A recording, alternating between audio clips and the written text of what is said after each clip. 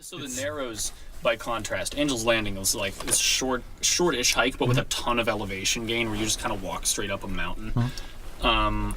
The Narrows is like, imagine a really, really narrow canyon. At some places it's like 5 feet across, and it has a river running through it. Well, I don't know, big creek or something that at most is about waist depth and is very cold. And so my friends and I thought that we would be hiking Angel's Landing, but we got the park, figured out that was closed, and we didn't have waders or anything. So I had to walk in my desert boots through like waist deep frigid water. But it was actually a really amazing hike anyway. Yeah. Funny thing is, I was there and the Narrows were closed. No shit. Oh, wow. I can only imagine what would close something like that. It might have been like a rock falling or something. Yeah. I don't know. I went to Red Rock Canyon. Is that what it's called? I think it's like Red Rock Canyon I've National. heard of Red It's Rock. National Conservation Area. It's not a national park. Or is that the same thing? I don't know. No, I think those are different. Yeah. And I also drove through Death Valley. Nice. Death Valley is an interesting... There's people who are super passionate about Death Valley. Yeah, I've heard some like various OAL-ish kind of people are pretty into Death Valley as a topic of conversation. Like, bro, Death Valley though. Like, all of that. Hey, welcome to the ShoeBox show. I started the recording a little moment ago. You're never safe from being recorded when you're with me.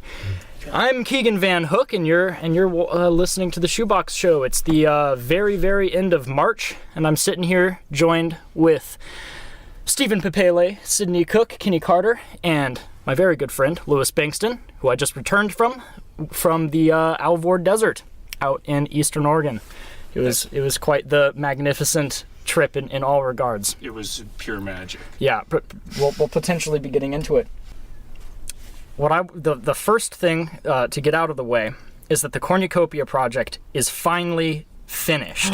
It's just done. Like, yeah, I can confirm, having spoken to Keegan over Facebook many times in the last few months, it's very done. Yep, at last. As is he.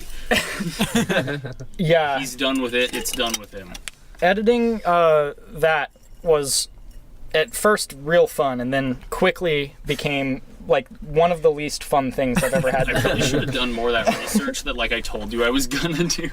Oh well, it came out all right in the end. I had all those like 900-page PDFs. Yeah. And I was like, man, can I even skim this? As it turns out, editing together a feature-length movie by yourself is really hard and takes a long time. Which was something that I had to learn the difficult way. But here I am.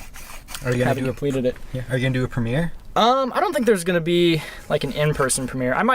We might do it. We're gonna do a premiere. Yeah. I don't know. The others have decided for you. It's been decided. It can I be suppose after it goes up on YouTube. Yeah, I just want to watch it with you because I really want to put it on RVTV this week. Like load it in on. Well, it wouldn't be this week. It'd be next week. I want to load it in on Saturday when I have work, and then schedule it to air at 10 p.m. on Tuesday and Thursday, and that would be its first run, and then it'll go out to YouTube after that and just sort of be available everywhere. And then we'll probably continue airing on RVTV for like decades, because that's the way public access can be. Man. Yeah. Weird flex, but okay. It'll be there for decades. Yeah, bro, now I've got stuff in public access. It's been there for like 20 years, dude. In the words of that Charlie Brown guy, it'll run for 100 years. You know that story? No. Oh, yeah, it was when the guys at whichever channel originally ran the Charlie Brown Christmas special, they were trying to decide whether to air it or not, or would people even like it. And most people were like, nah, it sounds like it kind of sucks. And some dude who was really wasted stood up and yelled, it'll run for 100 years, and then he passed out. And that's how the story goes. And so apparently, I mean, because it's been on for just decades and decades, it may well be correct. Yeah, it might be on for 100 years. So Keegan will live on into eternity. Yeah, that's my whole goal. I hope he died after saying that. Like he didn't pass out. He just dropped dead. He made his prophecy and left this earth. Job done. What a hero. Yeah. Well, Stephen, how was Arcada?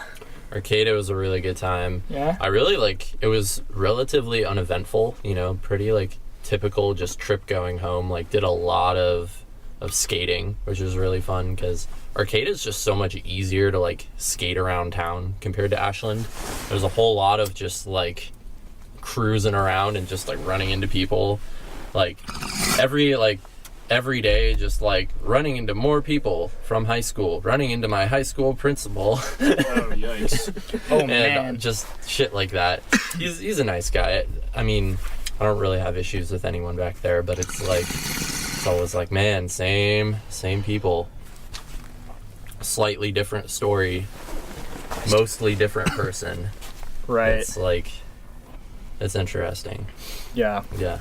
Louis and I got a bunch of whack people from high school. We won't go into any necessary personal detail, but Yeah. boy, oh boy. Last 4th of July, after we just sort of aimlessly walked through that huge ice protest at the waterfront. Oh, yeah, that's It was a right. big immigration protest we had no part in. But we agreed with their opinions. Anyway, moving on.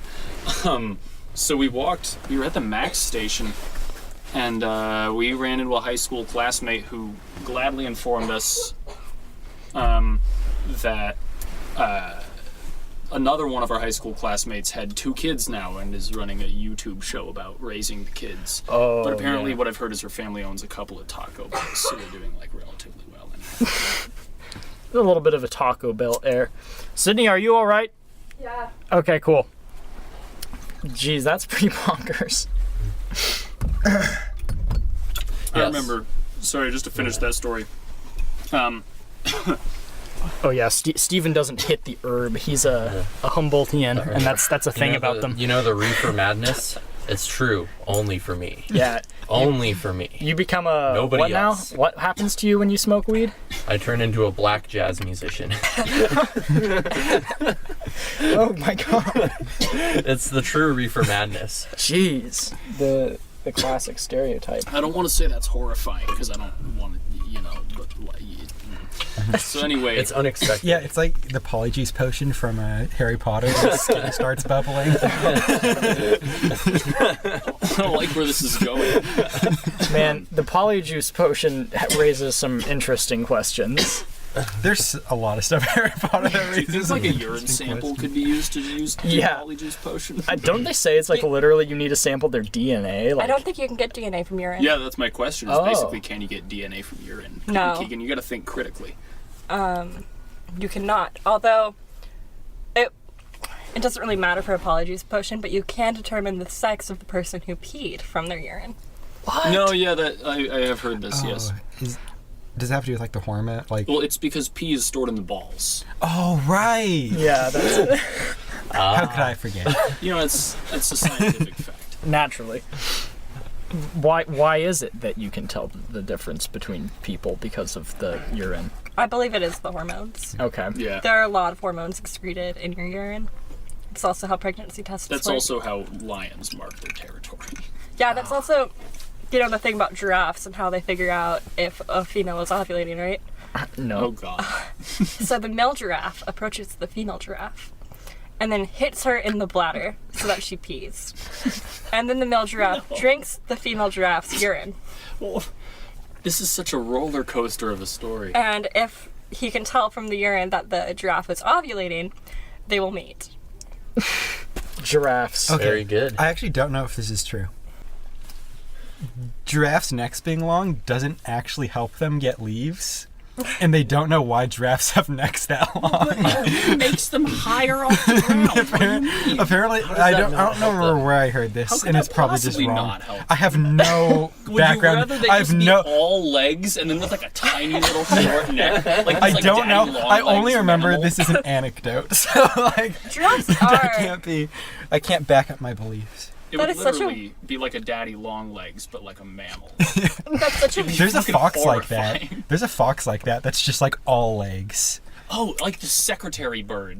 Do you know what a secretary bird is? They live in South Africa and they just kick shit to death. Yeah. They can kick and it's like getting punched by a train. Whoa. Yeah, they're like. They have these crazy long Yeah, they're legs. like. I can't remember how big they are, and I No, can't. but it's like their bodies are like No, that yeah, big, but it's- their legs they're- are like that long. Yeah. It's Jeez. insane. There's some weird animals out there. Like Like me. I'm a pretty weird animal. I'll be real. But For real. yeah, man.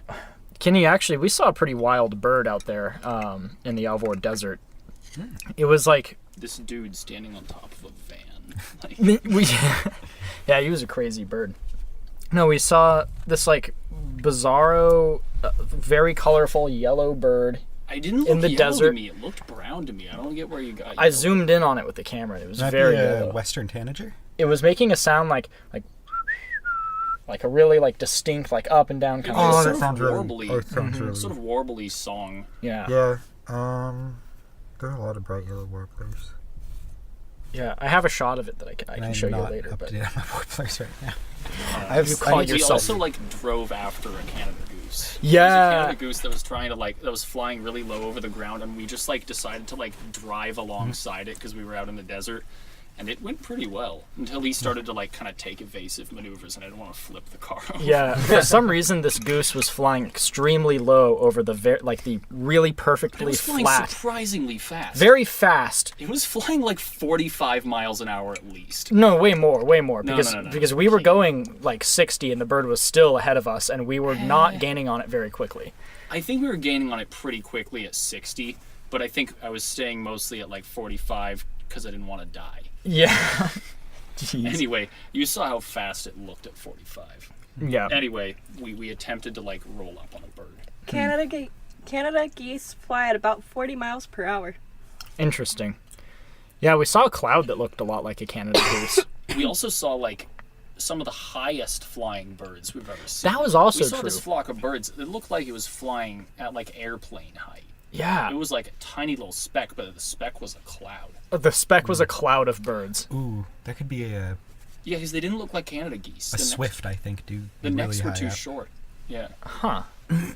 Yeah, they did just sort of all in themselves look like a bunch of little black dots, just kind of like fluttering along. But just real way Then up there there. were these birds that Everything howled should be in the migrating desert at right night. now. They like howl at the moon. I don't know. What kind of bird is that? What kind of bird is those that? birds. They So were you attack. just driving like on the desert, just through it, not on any particular road? Or? No, Yeah. yeah. So the Alvord Desert is like a salt flat minus the salt. It's just a flat. It kind of has the texture of pita bread. Yeah, The whole because thing. I'm familiar with the whole like speed record, and there being a lot of like Yeah. So they stuff just like that going on. Yeah, there's But all there's, these like little moisture out there today. We like fishtailed the car pretty bad. Yeah. I was driving and just going over this like flat pavement like surface. And then all of a sudden we entered a mud patch and the car just immediately starts to spin. And I'm like, oh my god. And like Because it almost never rains out there, but this time it did. but for some And reason there was like a massive lake, no more than like that deep. yeah, like a centimeter deep But at it was deepest. the size of a huge lake. Yeah, it was pretty wild just because it was a big level of standing water. So we drove into the edge of that and the car started to just like spin in circles.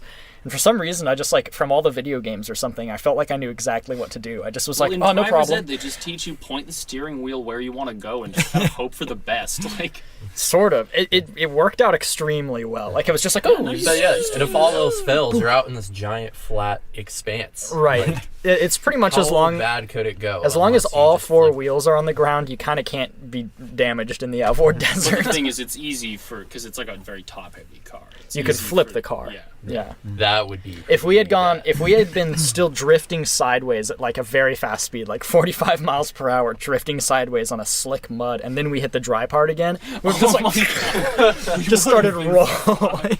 I guess now We were you going bring that real up, fast. I think that was what saved our asses in the end, was that we were pointing straight when we went from like the Mm-hmm. mud to the dry ground, because then we just sort of picked up like. Well, I felt like a continue. big lurch when it happened. I was like, oh man, if we had not been going straight, we would be It's just like there's the fucked. friction again. Mm-hmm. Yeah. So Jeez. that happened because of our own idiocy, because we were trying to roll up on a bird. How long were you out there? 3 days. Wow. Yeah, and we walked across it at one point as well. From our camp, we walked across the 6-mile desert, and then arrived at The Hot desert, Spring. yeah, the desert is vaguely egg-shaped, and we walked across like the shorter half. Yeah, of the egg. which is 6 miles wide, roughly. It was a rough estimation of 6 miles based on like a debit card compared to the scale, and then like the general idea of what the atlas says is the desert. It's the same But- kind of shit that like Magellan used back in his day. Yeah, a Like, debit the card certain- and a recreation atlas. Yeah, he like bought the atlas at Weimar, and he's like, "Fucking, it's like shit, dude." Yeah. discovered all of the cosmos with that. Billions. Yeah. Billions Ferdinand and billions. Carl Sagan Magellan. Real person. Look it up. But anyhow, so what were we talking about? The Alvord Desert flatness, how we walked across it. That's we walked right. across the short side is about 6 miles. I was wearing basically ballet slippers, shoes. Lewis has these weird little shoes that he just presented to me on this adventure. It's so stupid. They're like these. I think they're like meant to be water shoes or Yeah, something. like those shoes you wear when you like walk on a coral reef or something. Right, like if you're just like going and wading around in a stream, that kind of thing. But like they work really well if you're in the desert. It was so weird. They're like really futuristic moccasins. My friends and I were going to go to the beach back at Willamette, and we went to Goodwill because I didn't have any sandals, and that was the best thing I could find. So I just wore those to the beach, and then I just wore them with heavy wool socks. It was the dumbest thing. It looked like I was wearing black ballet slippers with heavy wool socks on under them. Man, But it worked, though. there were some bodacious looks out in the desert. And there was also just a bubbling, steaming hot spring. That was yeah. That's the strange thing, is that like the whole area surrounding it is really volcanic, and so like it's as bad as a place can be in a certain sense. Like it smells like sulfur and it's very dry. And Well, the whole desert doesn't smell like sulfur. yeah, I mean the middle doesn't, but if you're anywhere around the edges, it's pretty easy to find a sulfury pool. So is this the same one that you went to last year, or is it? Yeah, okay. Sydney and I went out to the Alvord Desert literally a year ago, and it was pretty good. It's changed a lot since then. But well- so what was your prime objective of going into the Alvord Desert? Was there anything in particular that you were looking for, or? It's pretty much just to make sort of a travel documentary. We actually just figured out what we're going to finally sort of label ourselves as for the purpose of movies and stuff. I found the term overland adventuring, and I'm like, ooh. And it basically describes what Lewis and I have been doing for a long time, which is just sort of like not really in any sense theming the trip after anything other than trying to travel to a location in the most efficient way that is available, just like however is comfortable. So you got out there, a lot of other people who looked very much like us in a variety of ways. I think it's kind of a gathering place for that sort of thing. Were there a lot of kooky hot spring folk? No real kooks there. That hot spring is a little bit more, well, it's private and costs $8, and I think the owners are a little bit square. Hey, we had to take a break from our recording, but while we wait, listen to some of this music that Josh Sturm sent me. I think I want to start featuring more music in this show, so if you want me to maybe potentially play something, then go ahead, send it in. Likely that will happen.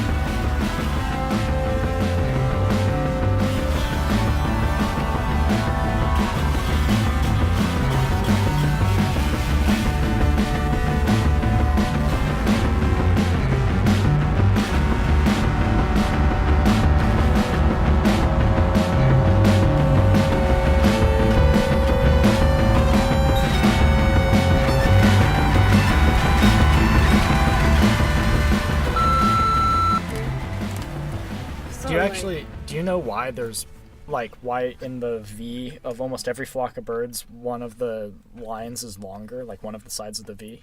No. There are more birds in that line. Well, yes.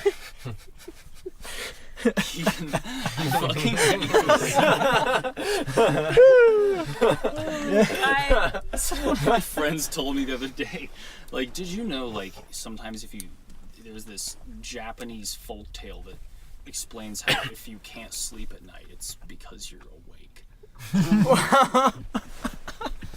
This is your logic, Keegan, and I hate it. I swear you've told me that joke 4 or 5 times this week.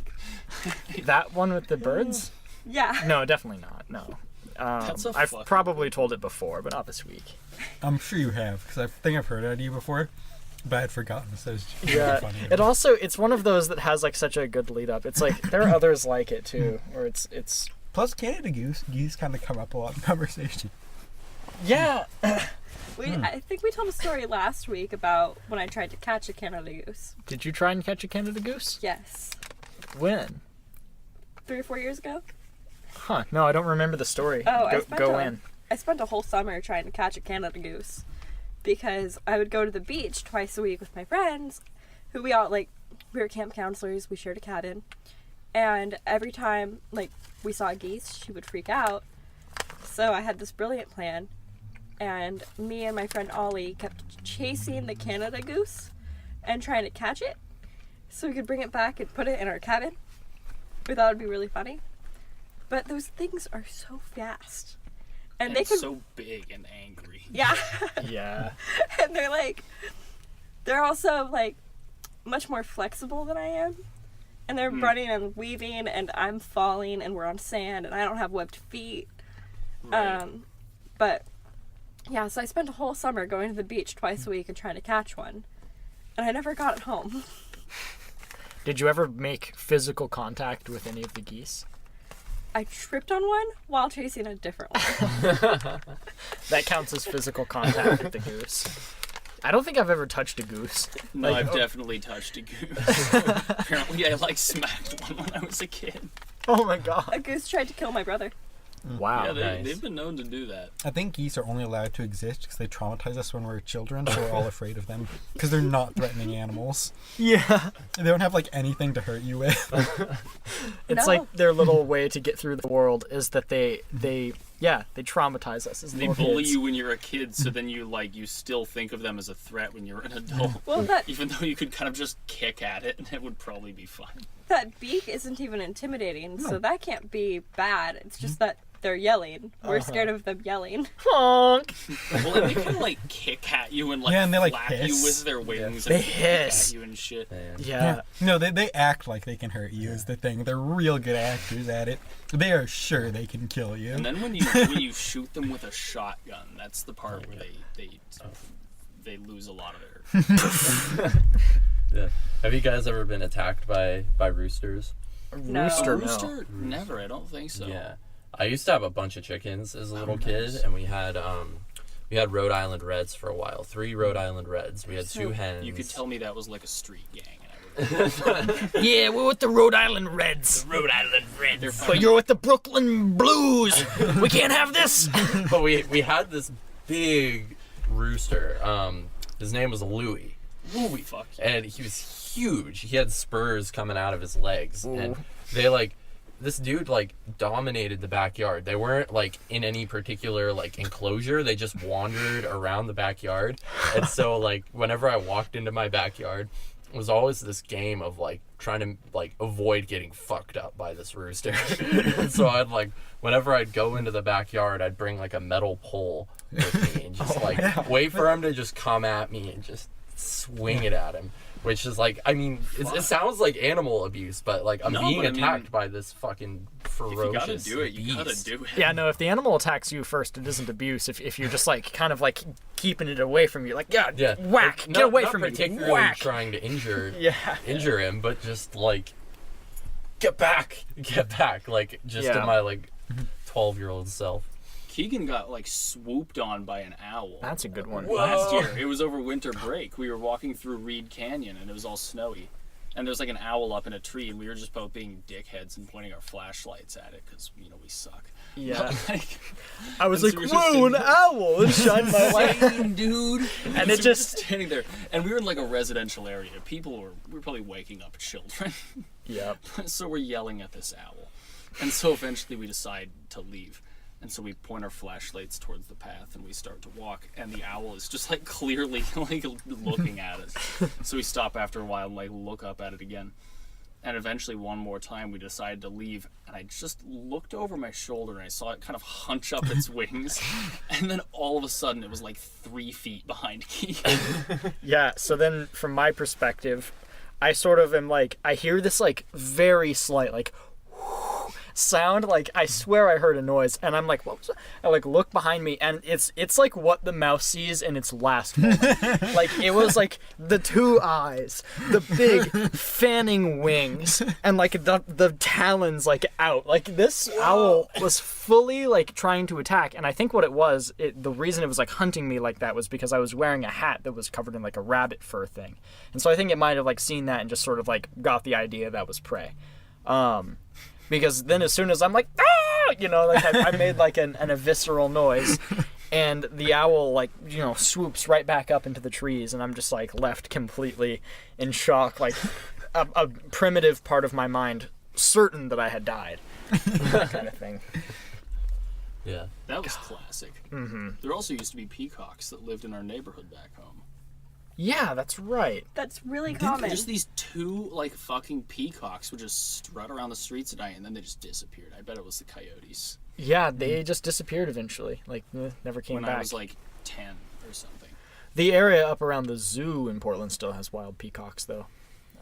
Because the zoo always sort of had peacocks just around, and then they spread into the neighborhood. Because, like... Yeah. I guess the best, like, you can just kind of keep peacocks around and let them be free, and they'll just, like, stick around. It's, like, actually a really good habitat for them in Central Oregon, because, I mean, they're from India, like, a hot part of India, so, like, Central Oregon, they can fucking manage there. Yeah. You get all kinds of emus like in Oregon, too. Peterson's Rock Garden. Yeah, that's just, like, flooded with peacocks. Yeah, there's also the emus, though, because the place... What was that place we were at? Where Richardson's Rock Ranch, where you go and you like pay money to go and walk around and look for cool rocks. You pay the money, then you get to drive up into the hills and spend all day under the hot sun, like chipping away at a cliffside with a tiny hammer. And you keep the rocks that you get in like a bag. And my mother has like a little bottle of rocks from that fucking place. You pay money to like do. As old as I am. You pay money to do what people in the pretty recent past in relative terms spat upon as like inferior forms of labor. Right. Or you have to do like in prison.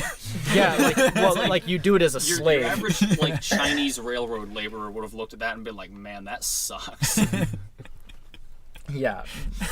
Or you can just buy rocks from these people. That's what we ended up doing. Crazy shit there. They had this thing, it was like a block of glass about like this big. Each side is about like that big. So like 4 inches by 4 inches. Roughly, yeah, maybe 5. Okay. But so not a big block of glass. It should be kind of heavy, but it's glass. And it was kind of light green. That thing weighed easily 50 pounds. And turns out it was because it was slag from a nuclear reactor. It's this glass shit that gets made in a nuclear reactor. So apparently a fair amount of it was like, you know, plutonium or something. But they were like, don't worry, it's safe. Whoa.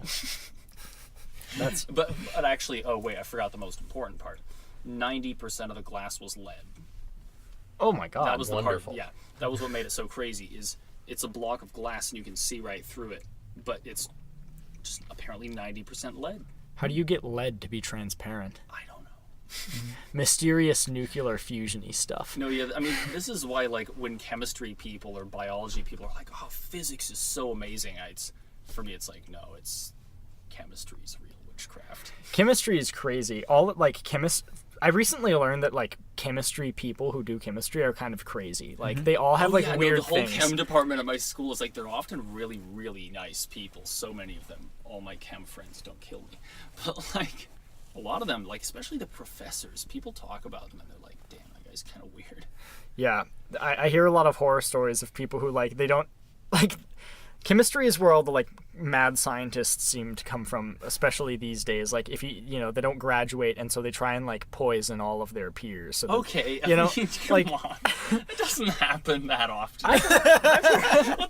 Name a specific incident where that happened. Yeah, there was name no less than 4 or 5 specific incidents when that happened. I want like MLA citations. I think I can do 2. There was the thing that happened at whatever school the one guy we know from high school went to, not like Harvard, but Cornell. Tyler Nearstedt. Yeah, him. He went to Cornell, and that they had several cases apparently of people poisoning each other in order to like get above the other students. Because like I remember him telling me about that.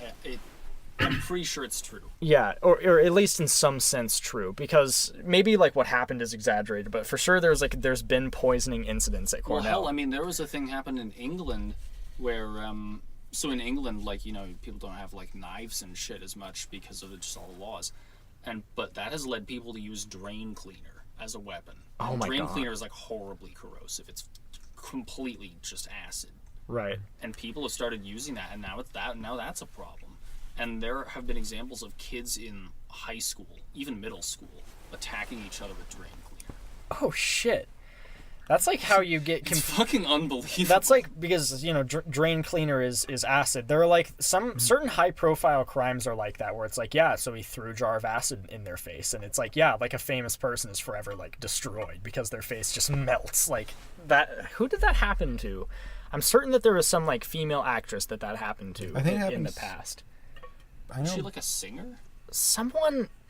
Yeah, I know there was like, or maybe this has happened a couple times, because I feel like it's like a cliche almost that like, yeah, like. I think it's a lot with sort of activists in Middle Eastern countries. Oh, okay. Oh yeah. That's right. Yeah. Huh. Yeah, Middle Eastern activists tend to get that. Yeah. God, jar of acid. Anyhow, our spring break was a hell of a lot of fun. We had fun. We were very safe. So safe. Oh my god, yeah. We were listening to Lewis's radio on the AM frequencies, and on this one channel. No FM out there. Yeah, FM was just empty, but AM was full of all kinds of things from very far away. Oh, very far. We were listening to a station from LA, which was talking all about like I-5 being closed because a crazy guy was on it, going in the wrong he was direction. like in his car, like threatening to fucking kill himself. Yeah, it was a bad. It was a horrible police chase. Right. But then the commercial breaks were pretty awesome, because it was like commercials from a different age. Like I forgot how commercials were back in like 2006. Let's put it that way, because like the commercials out there, the commercials you saw during like Scooby-Doo or fucking where like at the end of them they have like really long legal disclaimers. I kind of feel like fast talk, just fast and loud. Mm-hmm. I feel like that has diminished quite a bit, or like I don't know, radio commercials. See it in like kind of sleazy commercials. Yeah, and medicine commercials, because they have to have those disclaimers. Every commercial on this radio station was like that, but there was one that was really special because like it got our attention. It was for this thing that was called contactinthedesert.com. Contact in the desert. Right. And so we're just like listening to, they're just like blah blah blah blah blah, and then we hear contactinthedesert.com, and we're like, what? Contactinthedesert.com. That's right. Contactinthedesert.com. And we kept just sitting there being like, are they trying to communicate with us? And they would just keep saying contactinthedesert.com. You know, it's like, is this like some fucking alien movie shit? And it turns out it kind of is. Yeah. Because it turns out contactinthedesert.com is the website of some sort of event for like UFO enthusiasts. And they're gonna like meet somewhere, I suppose, and like talk about their theories and shit. But like this event is called Contact in the Desert. It's like so dramatic. I wonder how much money that domain costs. It sounds like a noir movie from fucking like the 1950s. I wonder how much money contactinthedesert.com goes for in the domain universe. Because Sydney and I, we're just at the McCready Hot Spring. Do you like that segue? I was thinking about the McCready Hot Spring when they started talking about domains, and I was like, I need to find a segue, and you took care of it. Yeah, so but so we talked to a person who had traded quite a bit in domains. He was just sort of so we were at the McCready Hot Spring. He was just another random hot springer when we got there. And then eventually as the night went on, we like were people... all naked. Right, we're all naked. But as the night went on,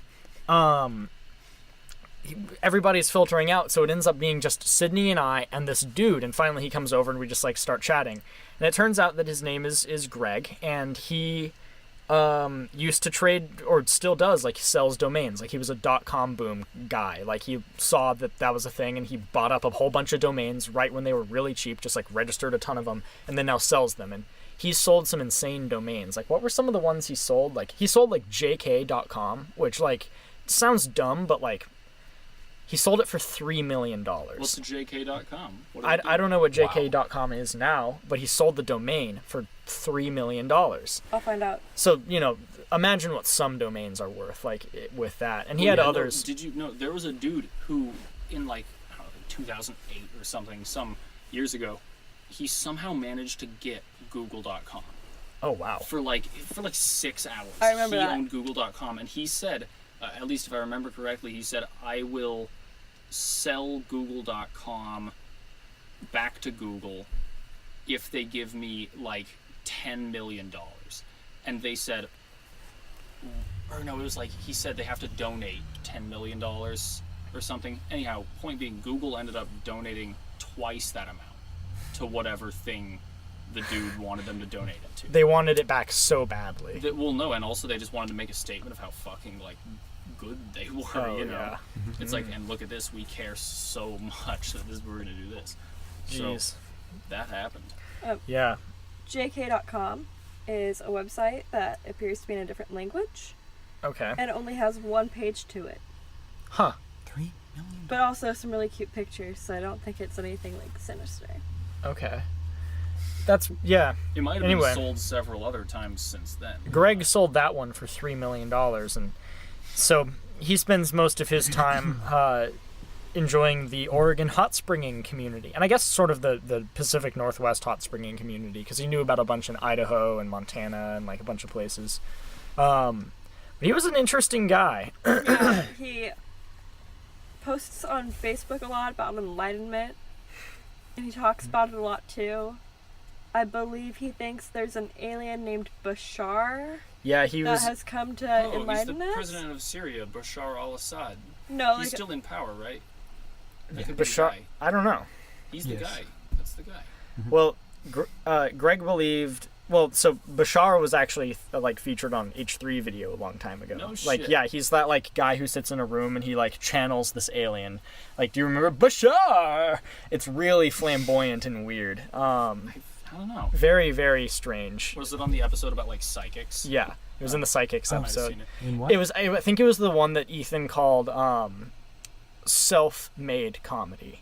He was like, "I present to you self-made comedy," and he just like then he shows you Bashar, and it's like, yeah, it's true. Like nothing needs to be added to seeing Bashar in his raw form in order for it to just like immediately be comedy, in a certain sense. But yeah, Greg feels that Bashar is a genius, and Greg had a lot of interesting things to say, that so many of which I agreed with, a lot of which I disagreed with, about 50-50.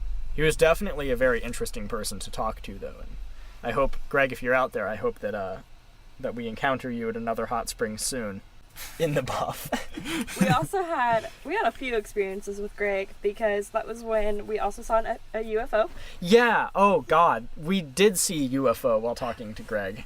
I told you about this, Lewis, but Sydney and I, while talking to Greg and sitting in the McCready Hot Spring, which is somewhat near Eugene, we're sitting in the hot spring, and we see the ISS cross the sky. What I'm pretty sure was the ISS. It was a very bright satellite, so I'm just like, That's the International Space Station for those of you who, you know. take that as we a see the ISS. The ISS completely crosses the sky from horizon to horizon. And then the moment that the ISS is done crossing the horizon, I just kind of like look over and I see these two dots blinking red and blue moving across the sky. And they are like moving in a formation so tight, it really looked like they were just part of the same object. Really looked like a Skrillex music No. video. There was also definitely an outline. There was like Your outline. brain makes those, I think, because you see those in constellations too. If you know of the constellation, like you can see Orion getting all connected up.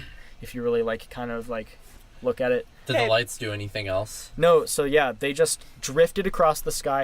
It's like a cliche UFO sighting, like soundlessly and with no like change in speed, just like and then just moved went right behind across. a tree. Yeah, and then just went behind the trees, and we're just like sitting there like, what was that? Like, We sat there for like another hour staring at that tree, Right. waiting for it to come out on the other side or maybe go back, because like there's no way it's gonna go like just straight back and we'll never see it.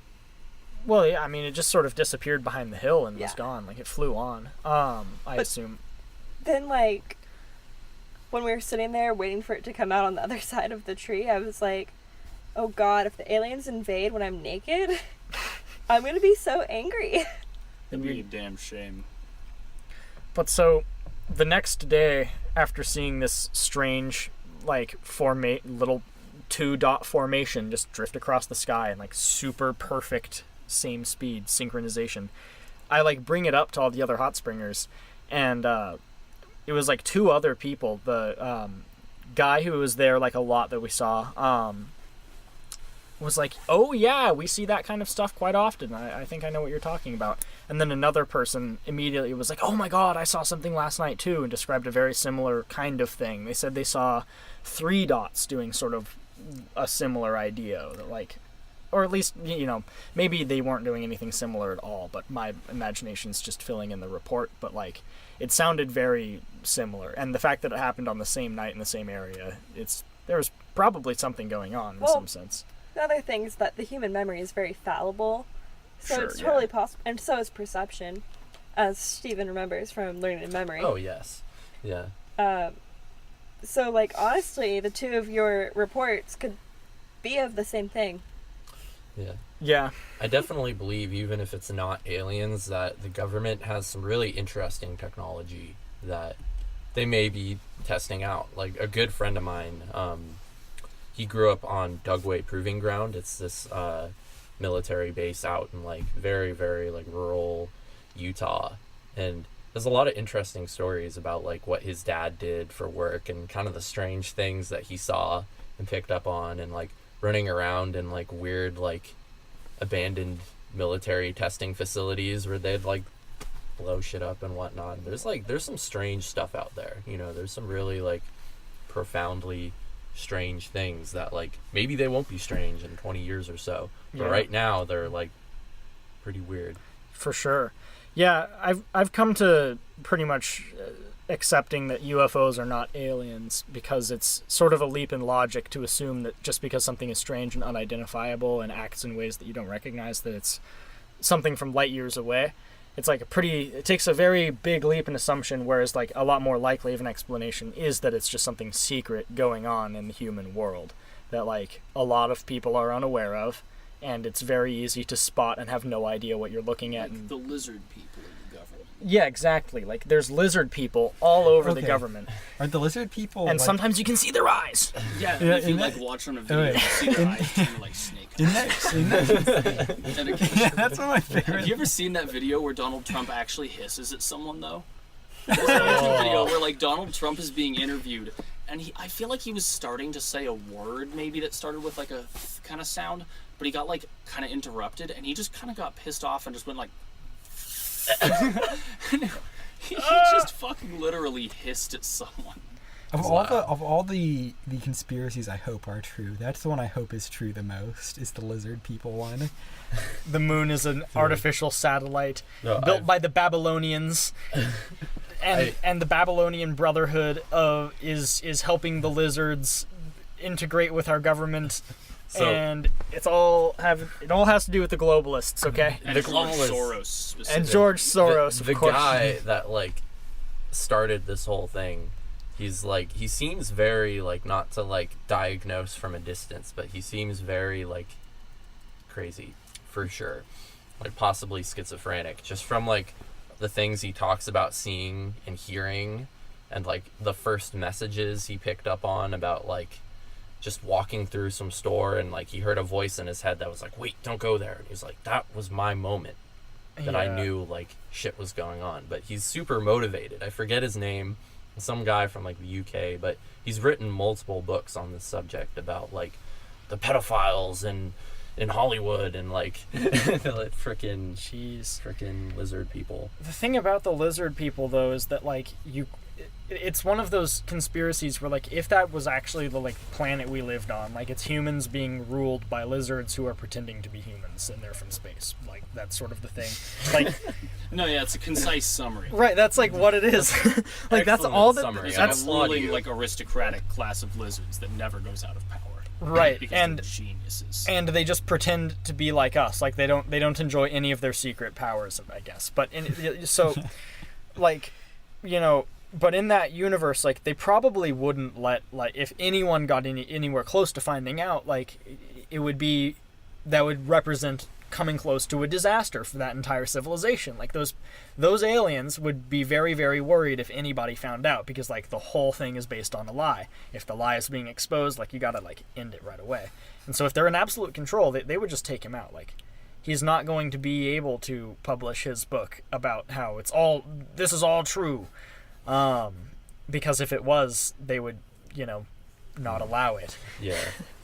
They would get their lizard in the publishing world to ensure that it never came out. And if he really was like super hard pressed to get it out with self-publishing, you know, they'd probably just like disappear him.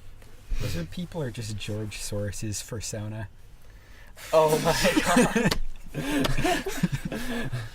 Oh my god. I don't think about reptilian furries very often. No, It's they're a whole called scalies, dude. Get real. Yeah, dude, it's called a scaly. Yeah, come on, man. You gotta be progressive. Yeah. I believe it. Stop writing my narrative. Furries are cool though. I'm down with furries. People doing their thing. Lewis knows one. Do I? Wow. I thought. No, thought you said actually, yeah, I know. Oh Christ, yeah, I know several. I know. What I'm a in the same mess. boat. Yeah, there's this one. Oh my God, I don't care if he hears this. His name is David. Don't expose the name. We No, can I edit don't that. want like. I'm not saying like he's a nice guy. So like, I'm not. This is mostly a story about how I'm a piece of shit. Fair enough. He really likes to sit with me at breakfast because I like to get breakfast at like the big cafeteria because like they do dirt cheap like eggs on toast and shit like that. Hell yeah. Excuse me, your school's dining facilities don't rip you off? They rip us off in many other ways. Okay. So like, Don't worry. He's getting ripped off. I want just to like make all sure of that us. we all Willamette will perhaps have like around sub 1,000 enrollment in the College of Liberal Arts within the next 5 years, and that will immediately cause the school to collapse. So Yes. So yeah, I'm jumping off that sinking fucking ship. I love you, Willamette. So anyway, there's this guy who always fucking wants to sit with me at breakfast, and I mean, I'm not super fond of him personally, but he's nice. But he eats so loudly. Like, you don't understand. It's horrible. And I just cannot communicate this to him. I don't want to be the guy who just says, please stop sitting with me. You Because eat too all I loud. want to do, all I want to fucking do in the morning is sit in this cafeteria, eat my fucking egg on toast, drink the tea that I made at home, and read the news. And I cannot read the news because David sits down across from me at a tiny table, and he just starts talking about like, oh, look at this thing I've read on Huffington Post. Just, isn't that weird? It's, oh my God, it's awful. One time I was actually sick. I was like physically ill, and he sat down at the table, and I said, David, look, I'm just like sick right now. I just need some space. And he's like, oh, okay. And I'm like, he moves over one space. We're at like a 4-person table. I'm like here. He sits here, and I'm like, I'm sick. And then he just moves like one space to his right. He does not move to a different table. My hopes were crushed, and my morning was just a disaster. Oh. Anyhow, love letter to David. And he's a furry. And he's a fucking furry. Also a I he's feel like that. definitely a I feel like we brony. need to make it come full circle. Yeah, he's definitely a huge brony, and I think there's like some furry shit going on. I had Right. a brony friend in high school who was really nice, actually. He dated my friend Bailey. Yeah, some of them are. And, well, they dated for like a year, and then they broke up, and everything was totally chill. So, Bailey's ex-boyfriend, Bailey and I were on a break. We were not friends at the moment. Her ex-boyfriend, the brony, asked me out. And honestly, one of the sweeter guys I've been out with. The brony. Yeah, like, they went out and got all of my favorite snacks before I came over. And then we sat on the porch because I wasn't allowed to go inside because my mom was being crazy. And we ate all of my favorite snacks on his porch. That's nice. Yeah, That's pretty good. really good date. Take notes. He will be spared. My furry friends just send me vor. And They should be killed. So, I don't know what that is. What? You're It's gonna have vor? to, you're gonna have that's to go in on sexual a swallowing. It's really Sexual weird porn swallowing. involving being eaten like whole by like other organisms. There's actually some really funny jokes. Like, it's never like unprompted. He's not just like, hey, check out this hot vor pic I just found. Okay, well that's because It's that's definitely usually- what you made it sound. No, but it's always just like, because it's not just that. He also posts like, he'll take like furry porn and like crop just parts of it. And so it's like just like the faces. Oh no. Very uncomfy faces. What a horrible person. For a while, there was a Pornhub like section that you could scroll through that was just like furry stuff. It Was it just like there were images? only like there were 10 videos Okay, in that's right. total, something like that. Was it like But- mersuiting or was it like animation? Mersuiting, or no, by the way. or no, it was That probably requires the technical immersion. section was like panda porn. How do you So it was just Okay. panda furries. That was What? it. So What is for some mersuiting? mersuit, okay, so a fursuit. Everyone, I'm sure, is aware what a fursuit is. Yes. A mersuit is one you fuck in, and that is all the explanation you will get. Oh shit. Yeah, no, There's it's separate good to ones. differentiate. Yeah, like there's Ooh, delicious. Wow. Which one is more expensive? I haven't shopped for them personally. Because I so- feel like the fabric on the second one would need to be better, but like the first one would need to be more like lavish potentially. Yeah. yeah. Because you need to attract a mate first. The mersuit would definitely have to like be easier to clean and Oh. whatnot. Like, Exactly, and I'm thinking like it'd be like athletic wear almost. It'd be like a Nike. Okay, this is like a weird. I have to like make this comment first. Is Get on that it. first? Is that mascots are just professional furries? Yeah, And well, at least they have a job. Okay. furries must have jobs. No, I think some so. of them definitely do. Some Yeah. of them are teaching our children. No, Yeah, our it's middle like, school had an incident where some everything- Selwood so and furry teachers. we had some teachers who were furries and it got out there. And yeah, it got out to the middle schoolers too. Who? I won't go into the names. Okay, okay. Yeah. Tell me later. Yeah, I'll You tell You you have to tell later. me later. Not on. I'm not about outing people's No, weird I shit understand on that. there. I understand that. Sorry, my who was not to expose them. It was just genuinely that I was like so taken aback. Both teachers we had many times. Each of us had them many times. Okay, you'll have once this thing is Yeah. off. That's the first question. That's Yeah. you're answering me off the air. I can probably say it was the science teacher that we had 7th grade. Yeah. Oh, that one. Oh no. Okay, Nice guy, That but it turns absolute out he was a furry and he. that was actually the first guy that popped in my head when I thought about it. Oh wow. Maybe it was like a. I think he was the subconscious. primary one, but then I think it might have all. Whatever. Everything. It's your also hobby. all like middle school rumors. So like what I'm saying is rumor in the first place. Middle school rumor. Like I don't even know if it That actually was sounds like him. a really bad like band. but the middle school rumor. Middle school room. They're like a black metal band, but they have a strange like They wear aesthetic. fucking dunce caps. Yeah, and like they always have like lockers and like pencils and stuff in their aesthetic. Like it's They weird. dress up like pencils. They dress like pencils. Because everyone's getting stabbed with pencils in middle school. Does it, okay, I how almost many got people stabbed here in the have eye with lead a that's pencil. still in their hands from getting stabbed I by a do. pencil? I do. I had a pencil point mark right here for a while. 'cause Oh one my time God. in 7th grade, I was standing up in front of the class giving a speech, and fucking Cameron Taylor takes you hear this, Cameron? You never answered for that. Shit people did when they're kids is Cameron fine. Taylor took a pencil and just like threw it directly at my face. And the point of the pencil hit me like here. So basically, it was about a little less than a quarter inch above, like where like the squishy part of my right eye starts. Yeah, If it had been like a little bit lower, I might not have a right eye. right under the eyebrow. Yikes. We both went to the office for quite a while. Why did you go to the office? I don't know. I guess they just wanted me there as like a star witness. Oh my god. This was the assaulted.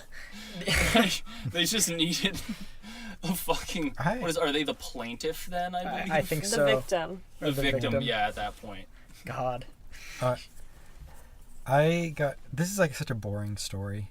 No, but now I've Tell it, you started piece it. of shit. Yeah, that's what I'm Awesome. saying. You're like, yeah, it's like I can't wait. Though I was kind of a goody two Hype it up, but shoes then in like school. still make it boring. Yeah, Like make it The boring, but time. in like an insane way.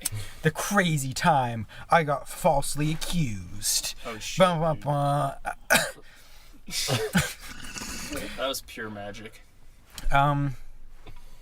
Anyway, I went to the principal's office, and they're like, "You did a bad thing, friend." And I was like, "I have no recollection of this, and I don't know why I'm here." Admit to it. And then they're talking to me about it for a bit, and I'm like, this just didn't happen. And they're like, "When the other guy gets here, you'll know what we're talking about." And I'm like, okay, and they keep talking with me about this stuff. That the questions I have told them repeatedly, I do not have the information to answer. The other culprit comes in, looks at me, and he's like a childhood friend of mine. And he goes, "That's the wrong Kenny." God damn it. What were you being accused of? I don't know. It was really weird. Can you tell me what happened in PE today? It wasn't anything specific. It's the thing that happened. Yeah. Teachers question you when you're a kid. It feels the exact same way as getting questioned by the police when you're okay. In my Spanish class once, I don't know why, my teacher thought I was making fun of her accent. She was I think she had moved from Mexico 5 or something years earlier, but she still had definitely an accent. But yeah, there was just one day where she was she just called me after class, was like, "Were you making fun of my accent?" And I was like, "Oh my god, no," because I just knew that would be a really bad thing to do. Yeah, and it went to the level she talked to my parents, and they were like, "That just doesn't sound like something that would happen." Jeez. Which is true because it didn't happen. And the whole time you're just heart in your throat, "Oh god, what's gonna happen to me? Will I be killed?" Yeah, I'm in so much trouble. Oh shit. Yeah, that was so. Driving back from the Alvord Desert earlier today, Louis is going 70 in a zone that apparently was a 55. Despite the fact that coming from Eastern Oregon, everywhere is a fucking 90. Yeah, well, out in Nevada it was 70, and then for most of Eastern Oregon it had been 65. But anyway, so cop pulls us over and is comes up, and I'm pretty I think it was speeding, and he was like, "Yep." So normal cop encounter all in all, but still you're all tense, and it's you're getting scolded by a teacher. It was the exact same feeling. Of the encounter. Right, I was like, oh golly, oh geez, oh we're gonna get in trouble, oh geez. Well, and then that was the part where you were about to leave the car. Oh so yeah, we were talking about something we needed.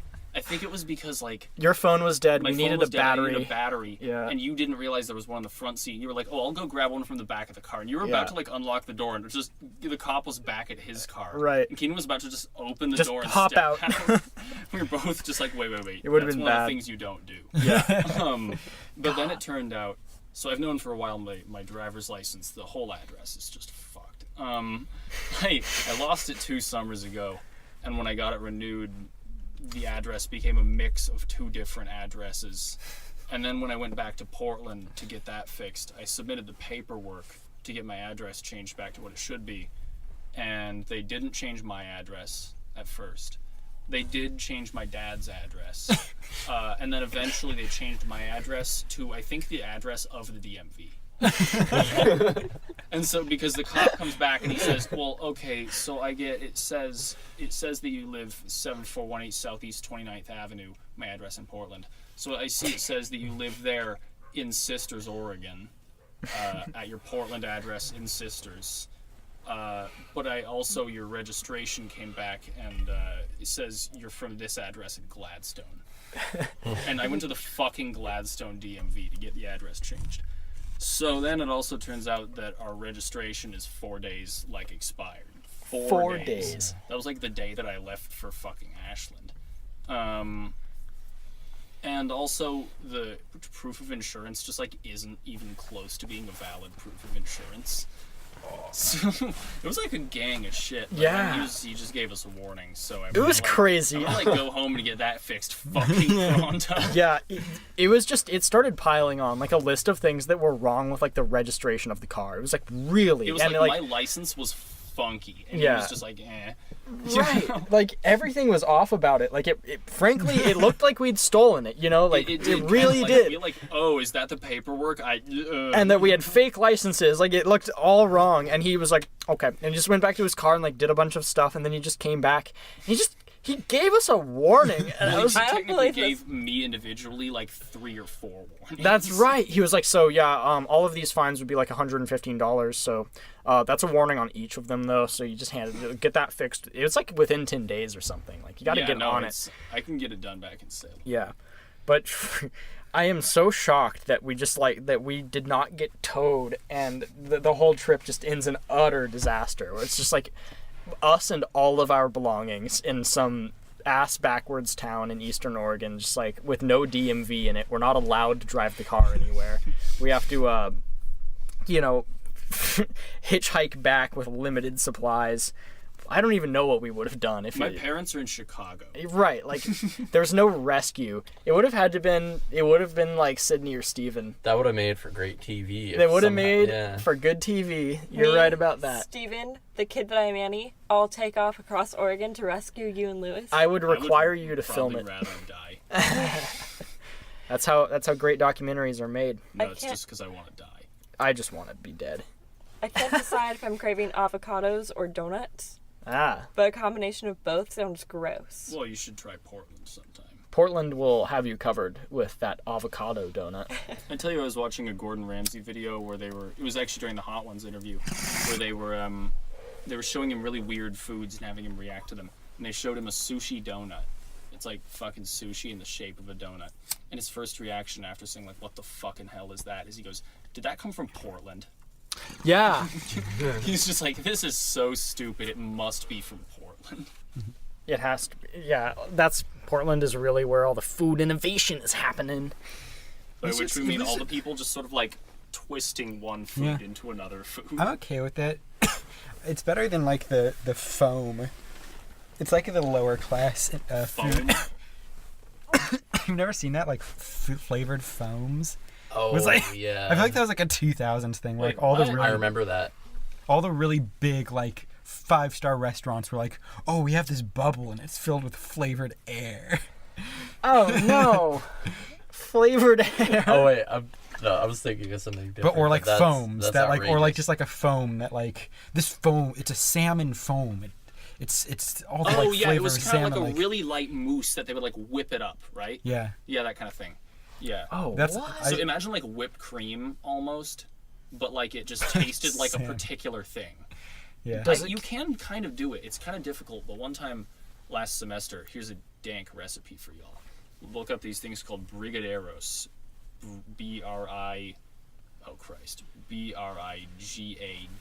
Brigadeiros. It's Brazilian. It's like you mix like cocoa powder, sweetened condensed milk. You put like sprinkles on that shit, and they just solidify into little balls of chocolate. Oh my god. And then you can put raspberries and whipped cream in a blender and just make raspberry whipped cream and dip that shit in it. It's top notch. Jeez. Brazil did one thing right. The main thing they did wrong was speaking Portuguese. It's gross.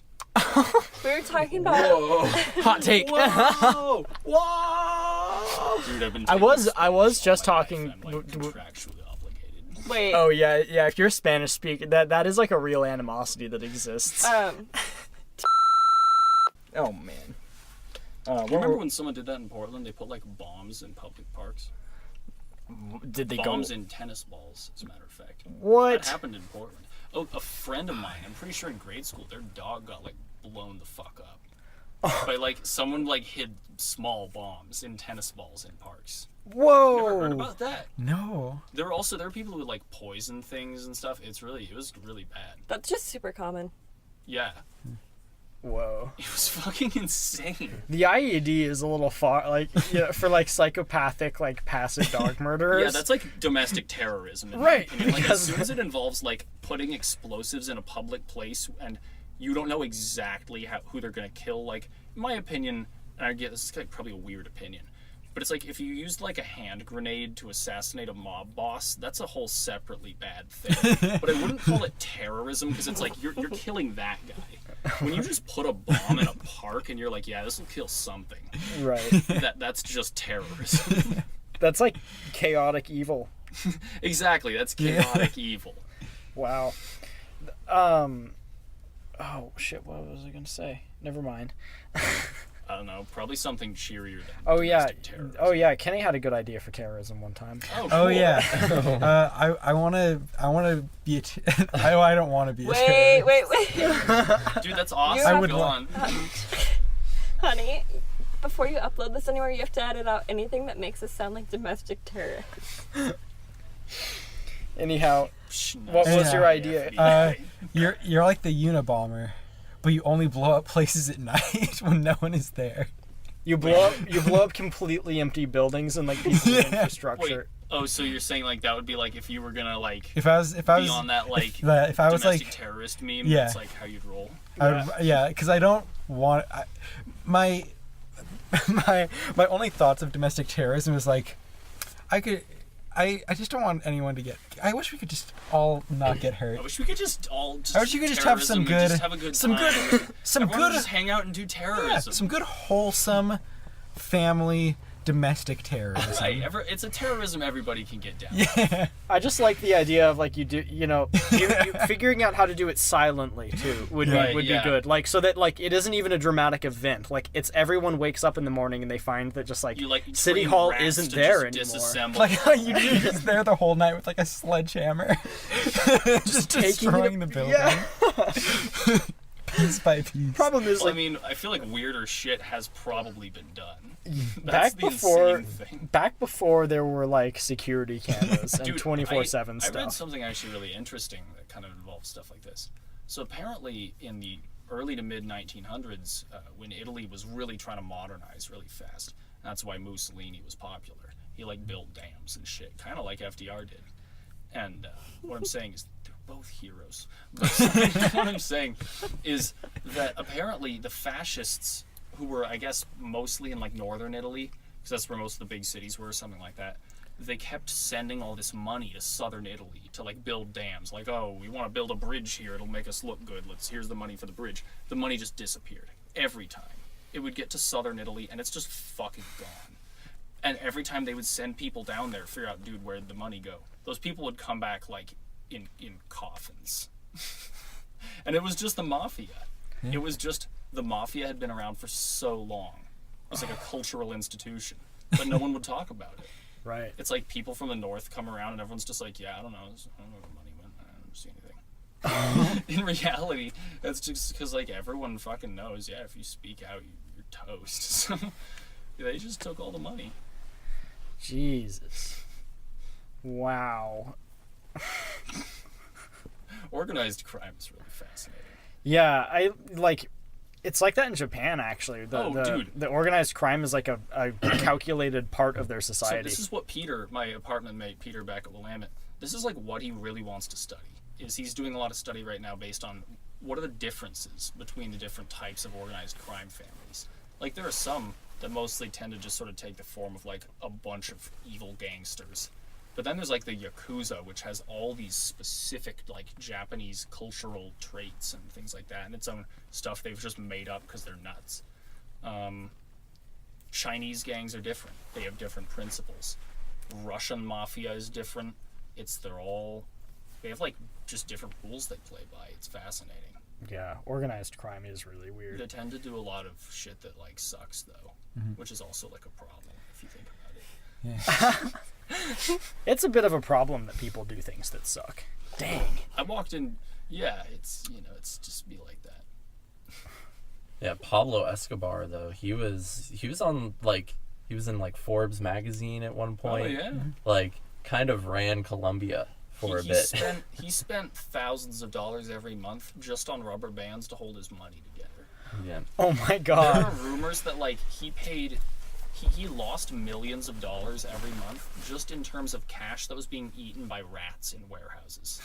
Because like he had so much cash it would just stack up in warehouses, and then like rats would come in and just sort of nibble on the money every now and then. And he would had so much cash he would lose tons of money in the form of it being eaten by rats, but he just didn't care. You would think he'd have some to spend on rat poison. Yeah, you'd think so, but maybe there was just so much cash that like you just can't. Or maybe their warehouses just sort of couldn't be effectively rat-proofed for some reason. Like they were next to the. Or he had so gangs much daycare. money that he didn't care. He had a lot of money. Yeah, I guess when you get to a point where you're not even thinking about, like, what's cheaper. Right. Oh, wow. Yeah, because, like, you know, $1 billion is essentially infinite money in terms of, like, living just a life, you know? Oh, I thought you were going to say, because, like, in terms of, like, a country doing anything, it's, like, a small amount of money. Yeah, no, but for personal use, $1 billion will never really run out.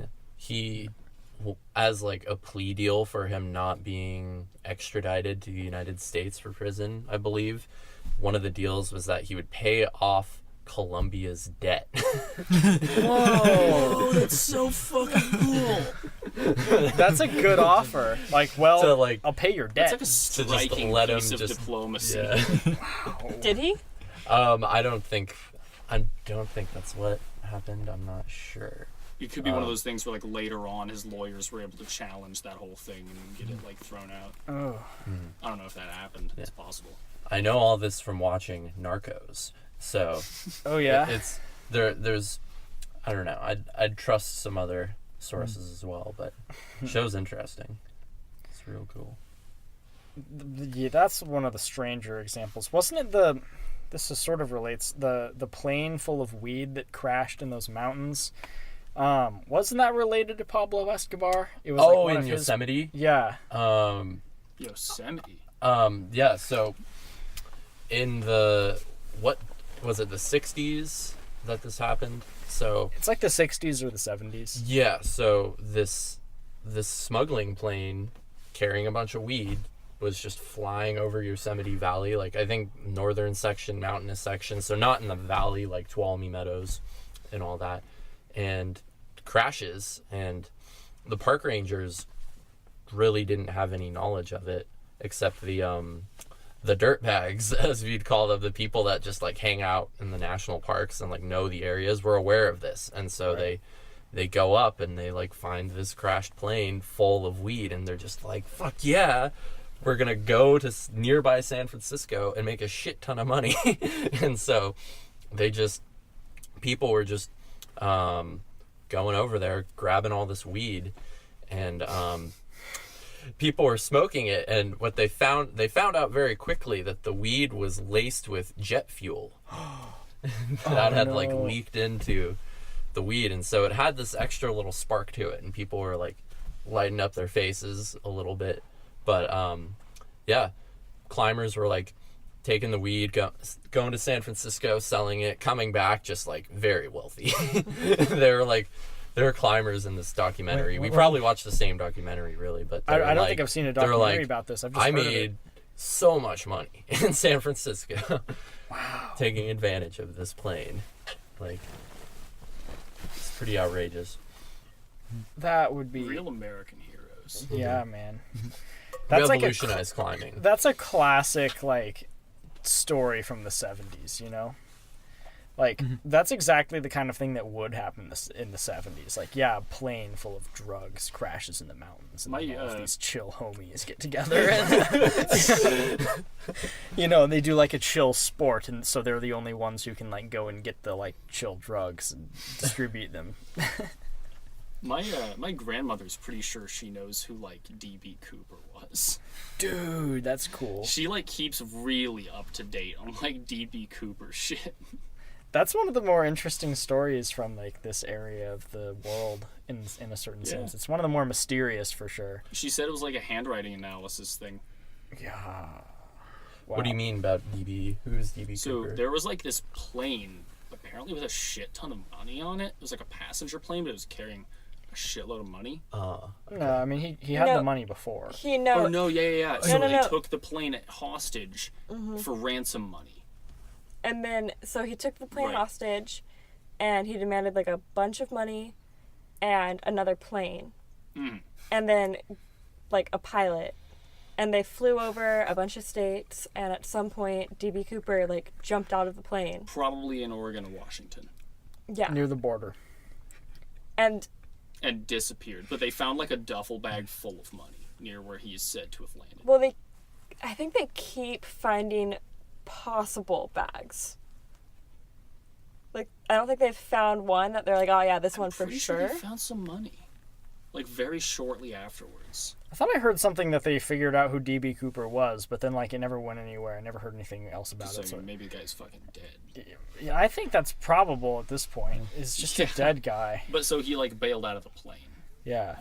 Above Oregon or Washington. But like the mugshot of him, that story is so super perfect. cool. Like I see it like used on the internet all the time, just as like a weird face to put in pictures. It's like it's all it took was like the change of face, just being like this really professional looking guy to take how you think of the story and from it being like this like violent takeover to just being like this really like cool calculated crime that he like planned for months and was all ready to go on and like executed it I like professionally. all the shots where he's wearing like a professional skydiving suit with like goggles Uh-huh. and shit. And it's like, where did he get that? It's like the airplane probably has really basic parachutes in it. Yeah. And he's dressed like this stunt diver. Criminal James Bond. Pretty much. The cops negotiating in that one seemed pretty inept.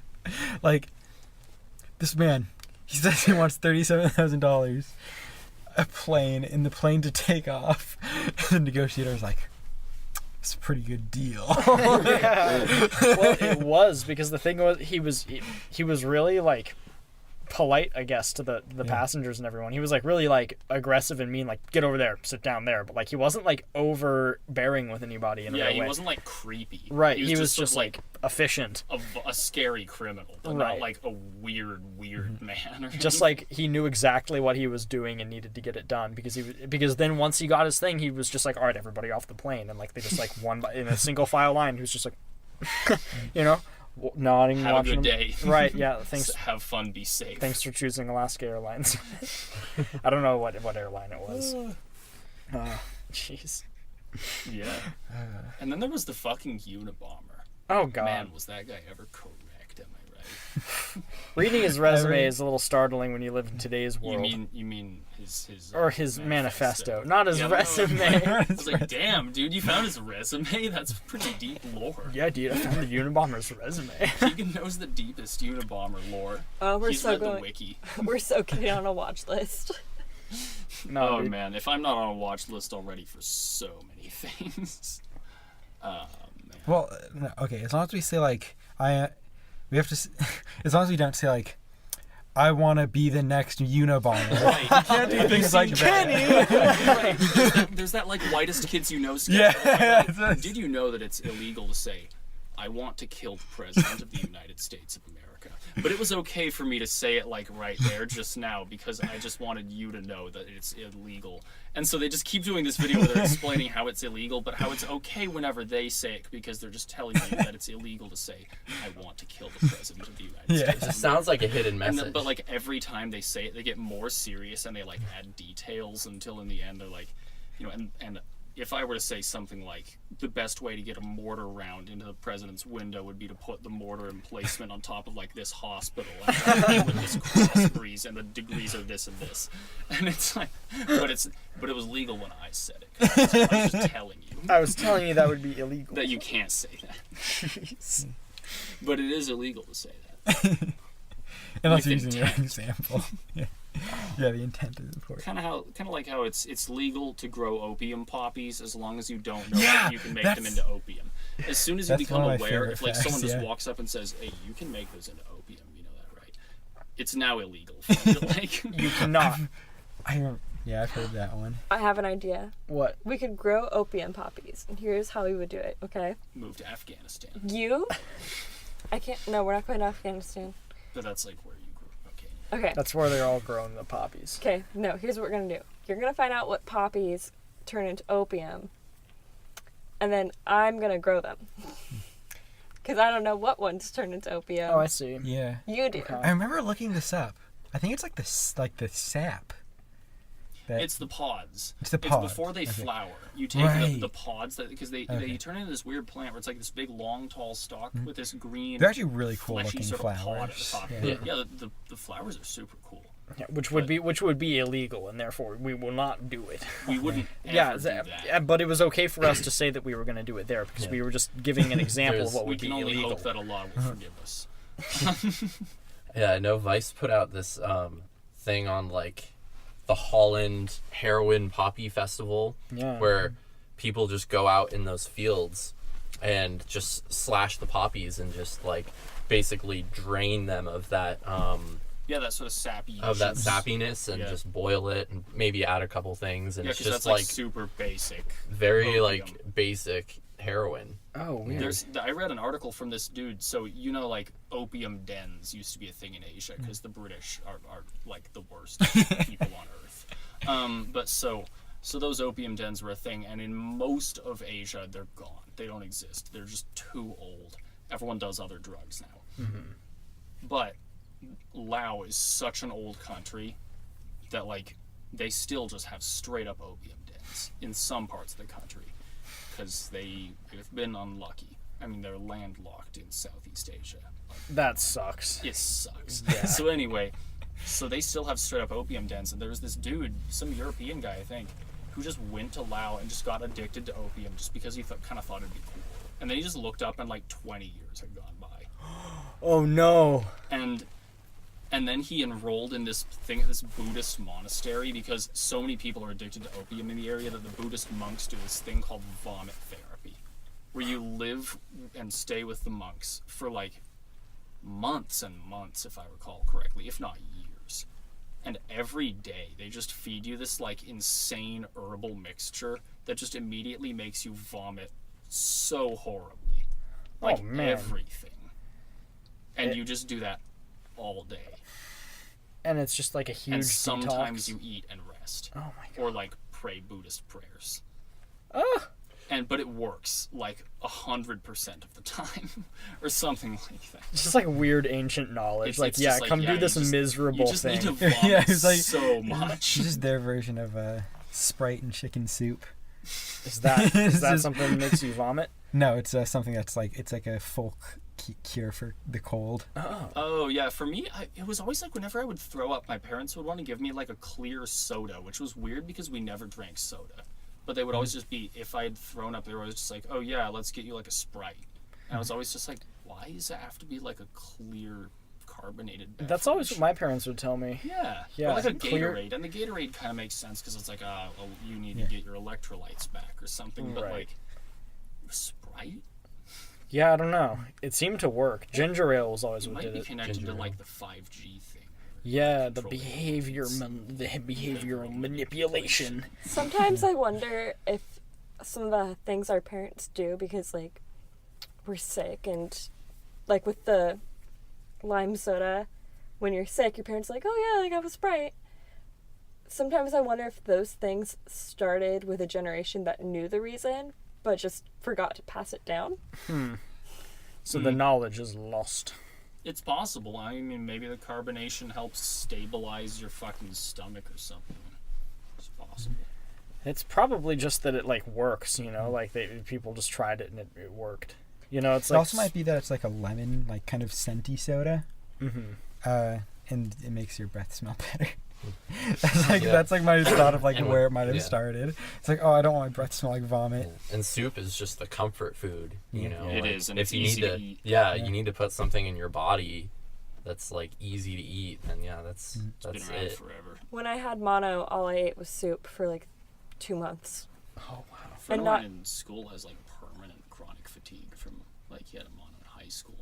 Mm-hmm. Shit sucks for him. Ugh. Yeah, that would suck. What is chronic fatigue syndrome? I've heard about it before, but You're like fatigued like on a regular basis. Just tired. Just tired kind of all the time. The most similar explanation I could have given. oh, do you guys know about like prions? No. Yeah. What? Prions are terrifying. Prions? Are they like Prions. a particle that we don't know about? No, they're Not they're, Prions. they're It's a the negative prion. Okay, so you know how bacteria are like, you think of that as like, oh, what was I going with here? So like, Talking about oh, okay, prions, yeah, why yeah. they'll fuck you up, dude. Yeah, okay, so you know how like a virus is like a really different than a bacteria and how viruses simple a it form is? Of life? Huh? Are viruses a form of life? Life is a I don't. No, technically. That's the main thing. But anyway, you can think how that's a lot simpler than a bacteria. It's technically not alive. A prion is like what a virus is to a bacteria, a prion is to a virus. It is a single misfolded protein that also folds other proteins to become like it. And were they invented by like Soviet no, experiments? they just happen. Oh, okay. The first time we noted them was because of a cannibal tribe. Oh. Kept eating Brain. Yeah, you've It's- heard about this? Yeah, mad cow is the same thing. Yeah, mad cow is a prion. There's a prion that makes it so you're unable to sleep and you just die from exhaustion in like 2 years. Holy shit. Oh, is that 2 years. That sucks. I think it's 2. Yeah, because you're like in half sleep. Yeah. Oh, have you heard of African sleeping sickness? No? There's That's the abbreviation for that is ass. That can't be real. You're trying to is fuck with me. 100%. It's a thing. So African sleeping sickness is a parasite transmitted by I think they're called like ZC flies. Transmitted by snoring.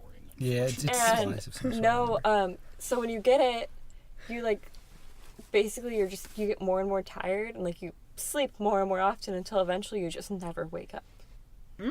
And this sounds really fake, but I swear it's No, true. I had a little stuffed animal called what was it called? Oh, It were was they like, were the ones that look like microbes? yeah, it was the Those are fucking sick. yeah, My dad and one of took them was those the on TV sleeping sickness, sometimes. and I read about it. Yeah, I think I had that one too. Yeah. Yeah, and there's Okay. in the shape of the little microbe. I But love those. where did I fall off on prion? Oh yeah, the one that makes you not sleep. And basically, yeah, they're just you can eat, and they can be gotten from eating.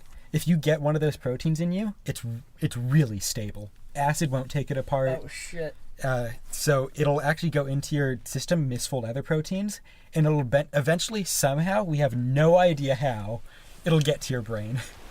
It just I feel like it just crosses the blood-brain barrier. we don't know, because as far as we tell, like it's like why would the proteins be going into the blood that much? And like, So, well, I guess they would go into the blood. No, sorry, that's wrong. So I'm just Kenny- trying to sound smarter.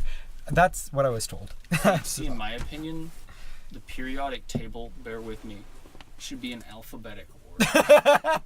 I feel like it would look like. I agree. It would look like so sick. That'd be such a pain in the ass to use. Dude, I have like this list of opinions on my phone that I use just to piss off other STEM majors. It's shit like pi is 3. Thomas Edison was way cooler than Nikola okay, Tesla. you wanna I talk- genuinely kind of believe that one. You know, and shit like that. All right. Sorry. What was this? 3 examples you just gave? I'm really Pi is 3. lost. Pi is 3. Yeah. If you want to make friends with engineer majors, have that opinion. Because there was like a city I heard that tried to make a law that said that pi was 3. That's like a And law. like everyone else is just like you can't. That's not the same kind of law. Right? Exactly. Yeah. It's like this is not a law that can be disputed by your mortal toil. Pi? Yeah, it's just 3. Sorry, God. My little brother, who hears back from Stanford on Monday, once wow. memorized the most digits of pi in his entire class. That's He got What? the first 4. No, he got up to a couple hundred. That's But then- fucking insane. On the same day, I successfully ate the most slices of pie in the entire class. Oh, that's So fucking sick. we all know who was the actual winner of the day. we know What kind who of really pie was it though? All kinds. They had a pie day because the 5th grade math teacher was also the 8th grade history and religion teacher. So the 5th graders came in to have their pie day. Every single one of them brought a pie. And then the 8th graders, me, got to be in the room for the rest of the day, and we just ate all the pie. Dude, because like That's so good. Jacob Dugan, he once ate almost an entire apple pie in one sitting, and that was kind of insane. And then like a week later, he sat down with a s'mores pie. He ate 3 bites, and he was like, I cannot do this. I could super duper go for a donut right now.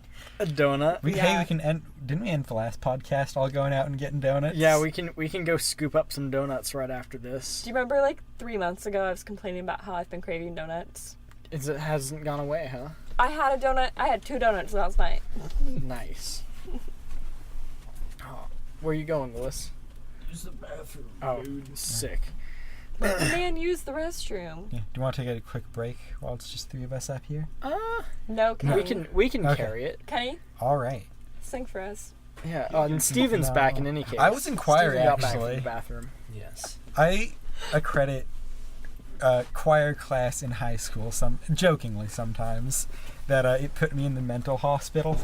Oh my god. How did that happen? Because it wasn't okay. I just apparently hate singing.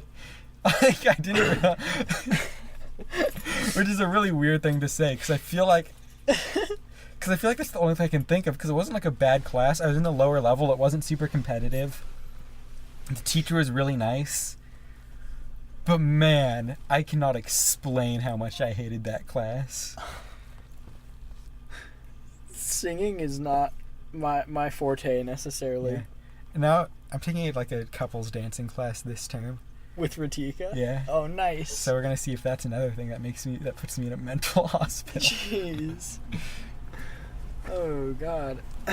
The couples dancing. That'll be good. Yeah, that good exercise. I can skip cardio sometimes. Yeah. Plus you'll just be so classy together now. Yeah. Yeah. I don't know. Yeah, I don't know the full details of it. Oh shit. Juicy gossip. Oh yeah, I'm taking a dance class. Oh dude, I'm taking a fencing class. Ah, sick. I get to have like people just beat me senseless all day, which I just crave. I'm taking wine tasting. That's fucking sick. Sydney's got a pretty good last semester coming up. Yeah, I went and bought. Nice. I got an email from the professor last week, and it said that I needed to bring my own wine glass to class. So I went out. Ooh, you get like a custom engraved one. I thought about it, but so I was like, okay, I'm gonna go pick out a cute wine glass, and I went to Dollar Tree to get a nice wine glass at the dollar store. And they had these really cool ones with like flowers in that shade of blue that I really like all over it, and I was like, dope, I'm gonna get that one. And then I thought about it, and I was like, the instructor was weirdly specific, telling us to get a clear stemmed glass, which is not specific at all, actually. But so I was like, maybe on the first day we're gonna decorate our wine glasses. So I bought a regular clear plain wine glass, and I brought it home, and it's in our cabinet. Don't break it, please. And or you owe me $1. Okay. But it's in our cabinet, and I'm starting to think we might not be decorating them in class. Well, so you got a totally clear one? Yeah. Well, that's but, just classy. It's just sophisticated. oh, I was gonna cover it in puff paint if we got to decorate it. I feel like glitter would be like what my go-to. I would use Elmer's glue and fucking just glitter the shit out of it, even the inside. Yeah, You get glitter, dip that shit in glitter and glue. I just want the Leave it whole thing. overnight with a fan blowing What on you it. need to do is you need to just mix the glitter into the glue Right. and then just Keegan, paint that it already on. exists. It's called glitter glue. Glitter glue. Yeah, Keegan, didn't you have a childhood? Come on. No! You have like construction paper and fucking glitter glue. You do When you anything. like don't remember. salting a margarita glass, just instead of salt, just Oh, that's glitter and just horrifying. flip it upside down. The and thing you is, I just- bet that exists in like shitty tourist destinations in the Caribbean. And It would have like a glitter. brightly colored parrot like attached to the glass, maybe. A little 3D animatronic bird that squawks at you A whenever country you take that a doesn't sip. have a word for No, quality it control. squawks. It sings one line from like, A fucking Jimmy Buffett song. yeah, that's what I was about to say. It Fucking moves. Margaritaville. Yeah, it like squawks, and it's like squawk. You like pina coladas, squawk. Like those Then fucking just fish that stops. people put on their walls. I fucking hate Oh. those. Oh my god, No, the sing-along fishes. My best friend from like when I was 3 weeks old, his dad had one of those, and it I was can't abide that. dude, it's the fucking coolest. It's my neighbor Bobby.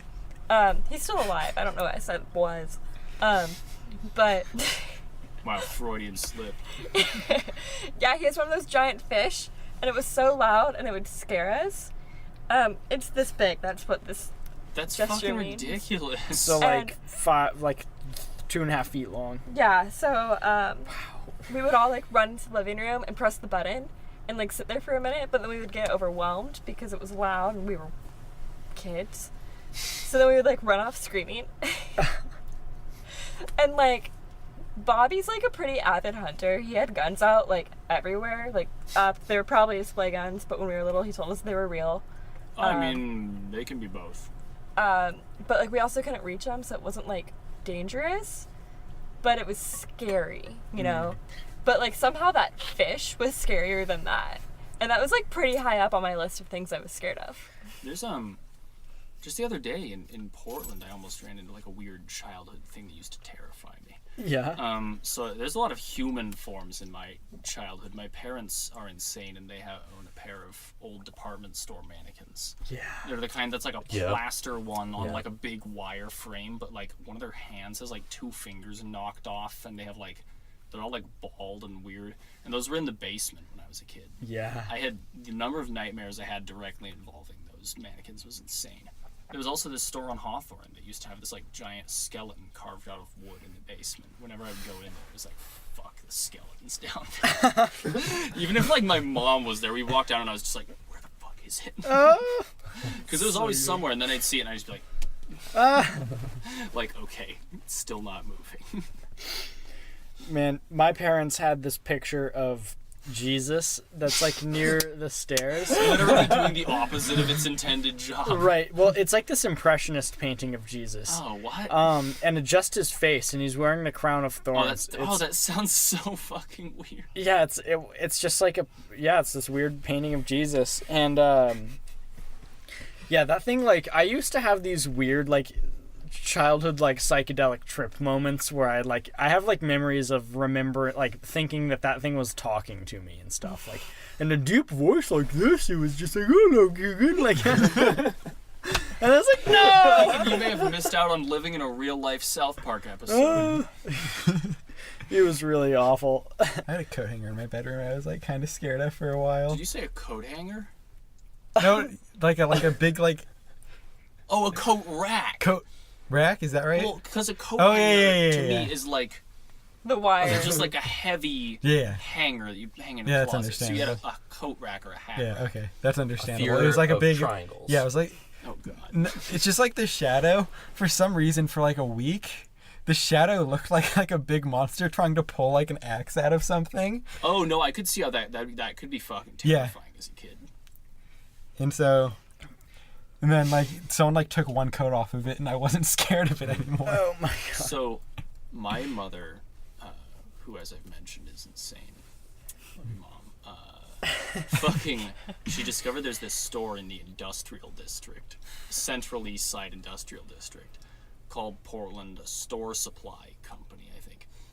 And it's cool, because it's like if you run any kind of store, you can go there and get all kinds of shit. Like suppose you run like a Hot Topic, you can just get like fucking all these stands of like plastic shelves, stuff like that. It's cool. But they have a massive warehouse back room full of mannequins. And my mother went there and bought a mannequin that looked like a little girl. And she put it in our living room. Now, there are 4 children in my family, and my mother refers to this mannequin as number 5. And she, like, puts clothing on it.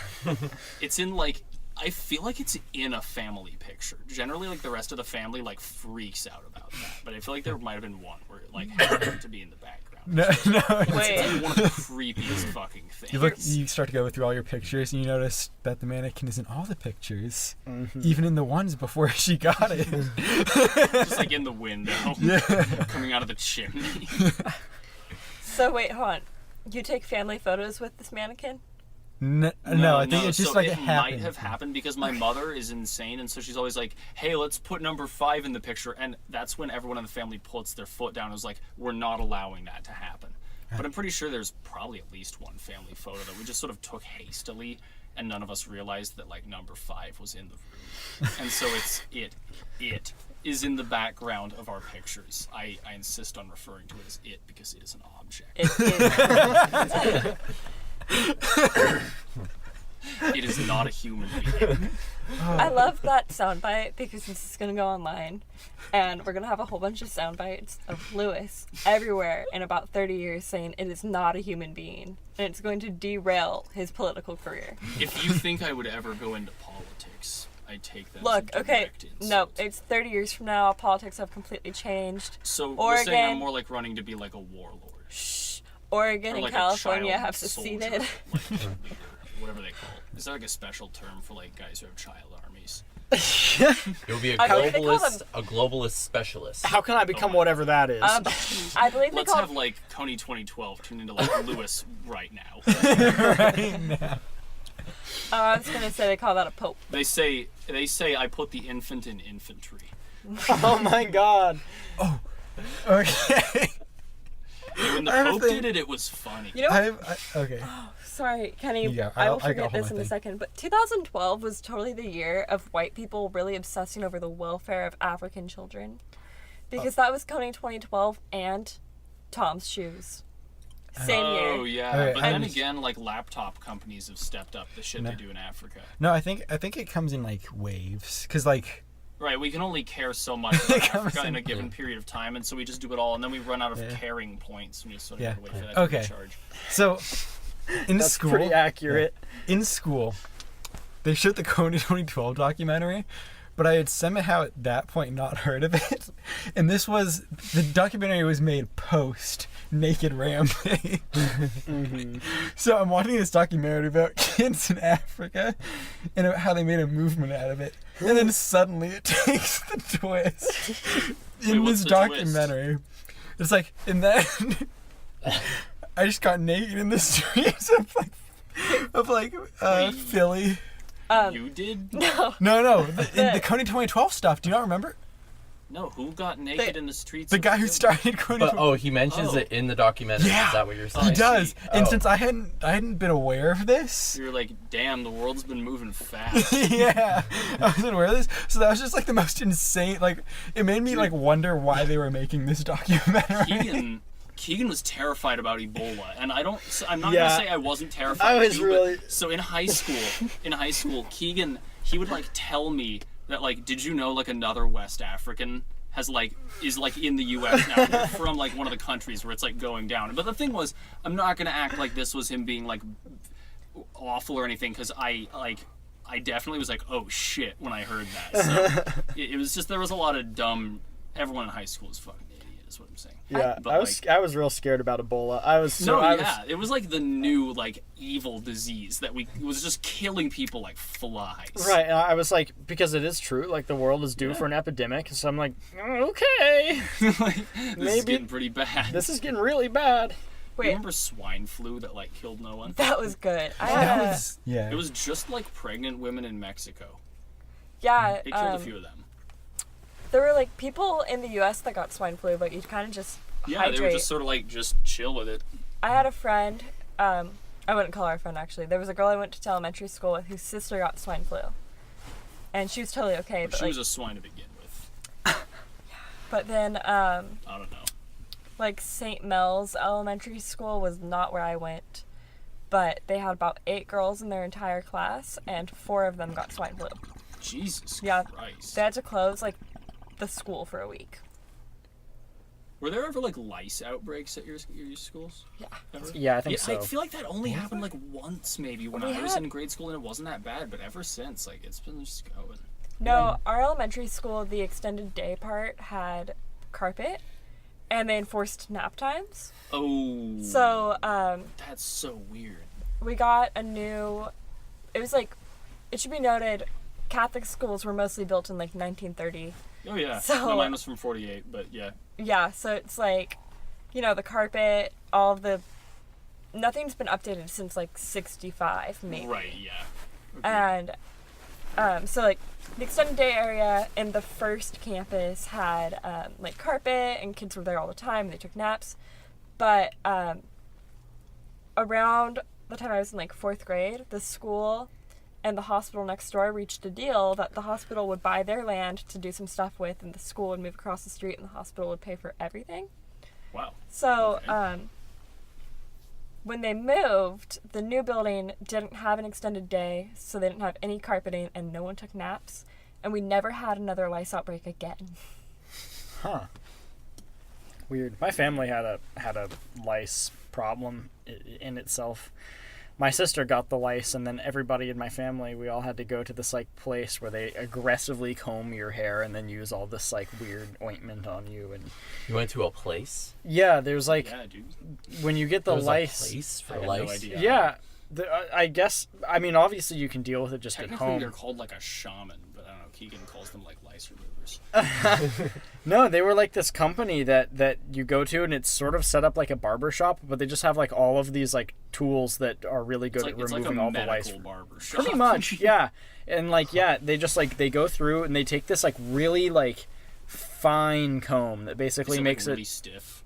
Yeah, it's like a really. Kind of like they're like raking your scalp. Yes. Yeah. Yeah. It's a nitpick. Okay. Yeah. Oh, I bet they get a lot of really awesome puns about that. I'm sure.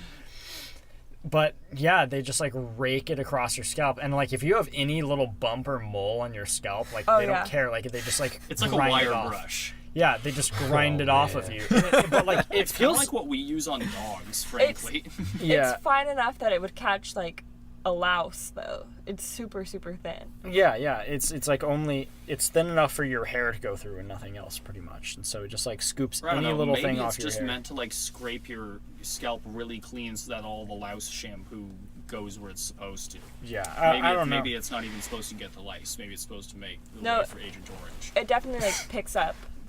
Oh, it is? Yeah, Yeah. I saw a video of like some kid getting like, because I didn't understand what's happening at first. It's like the kid getting his hair combed back with one of those combs, and they bring it close to the camera, and everything on the comb is like moving. Oh yeah, it's just crawling with Yeah. lice. Dude, one time in fucking 6th grade, I took another kid's comb, and I put like some shavings from a white eraser on it. And I was like, dude, shit, look at fucking Grant's comb.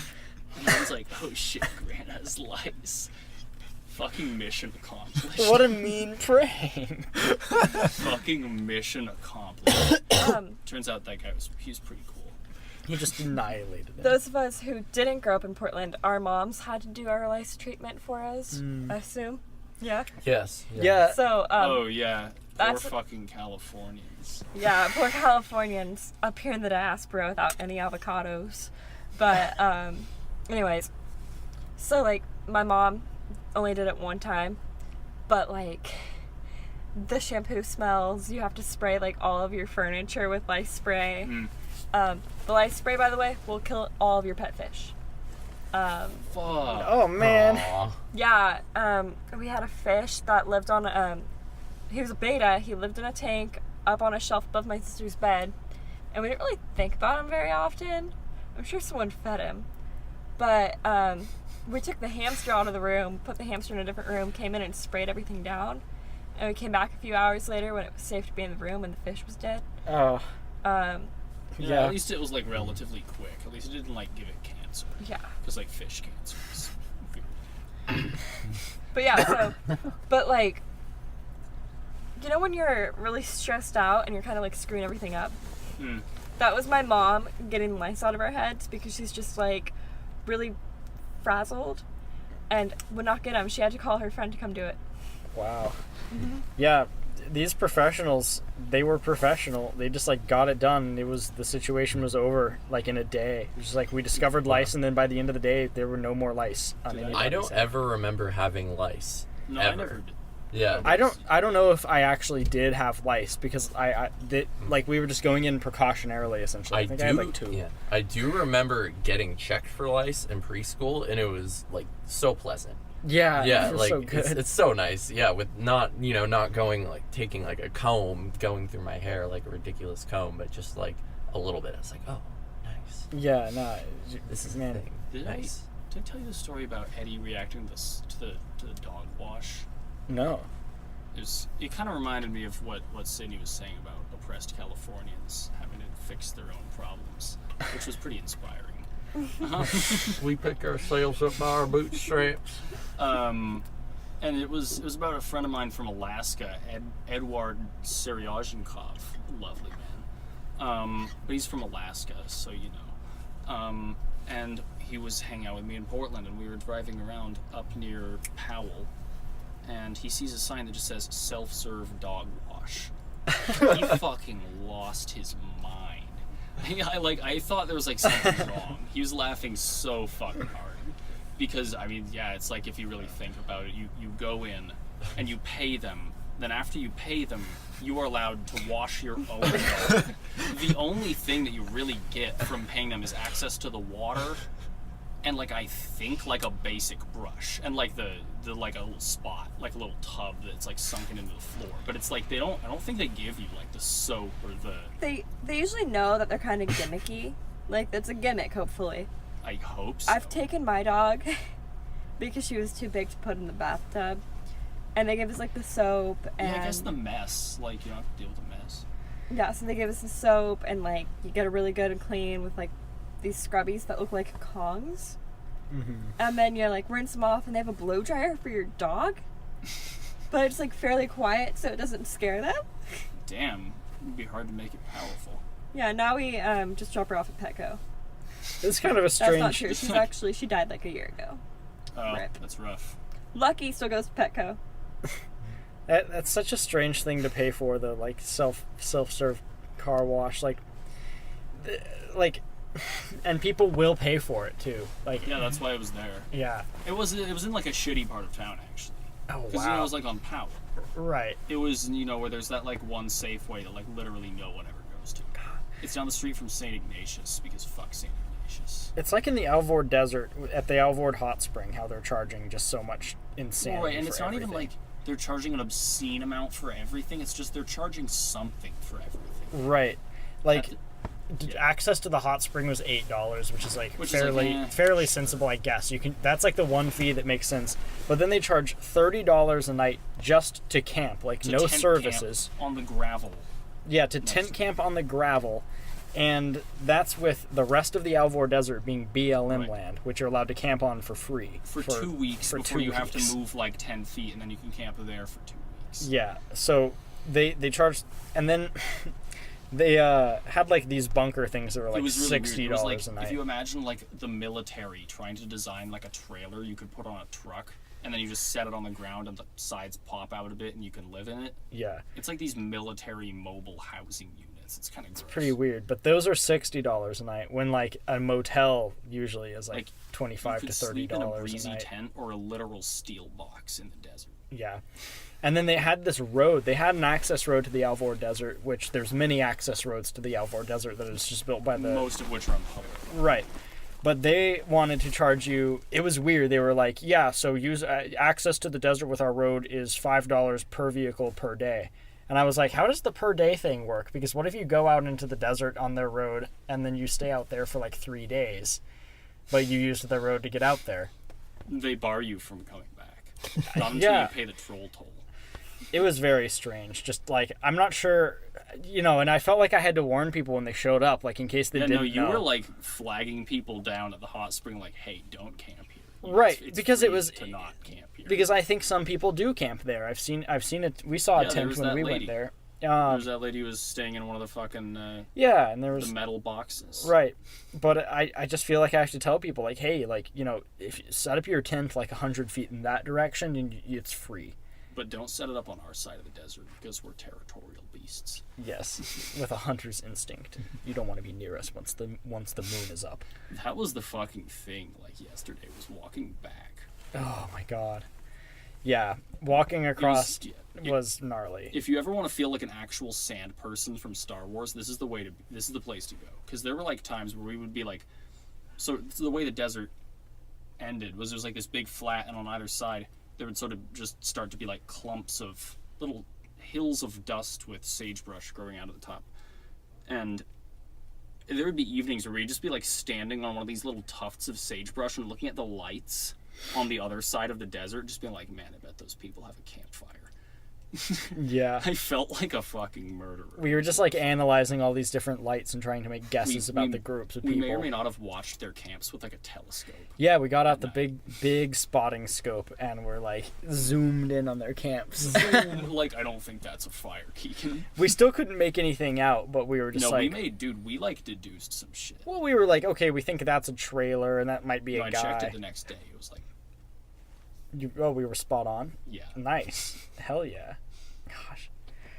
Well, check it out. It's going to be an interesting movie. I think it's going to be very visually. Go to the place. You could go there, yeah. Go to the place for sure. Nothing will be as visually striking as being there in person, but I'm very happy with the footage we took. Yes. Yeah.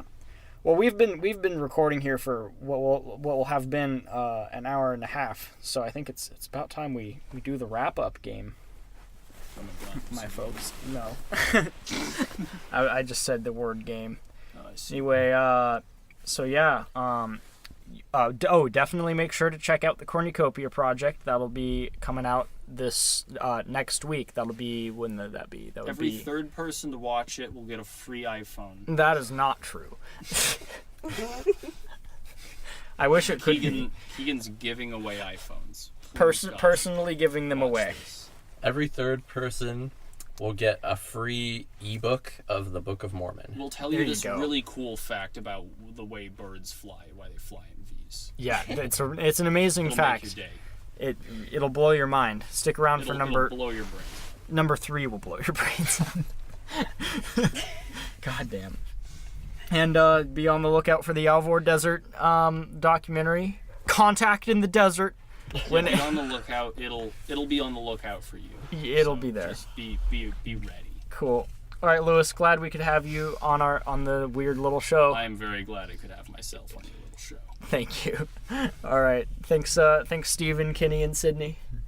And we'll see you all real soon.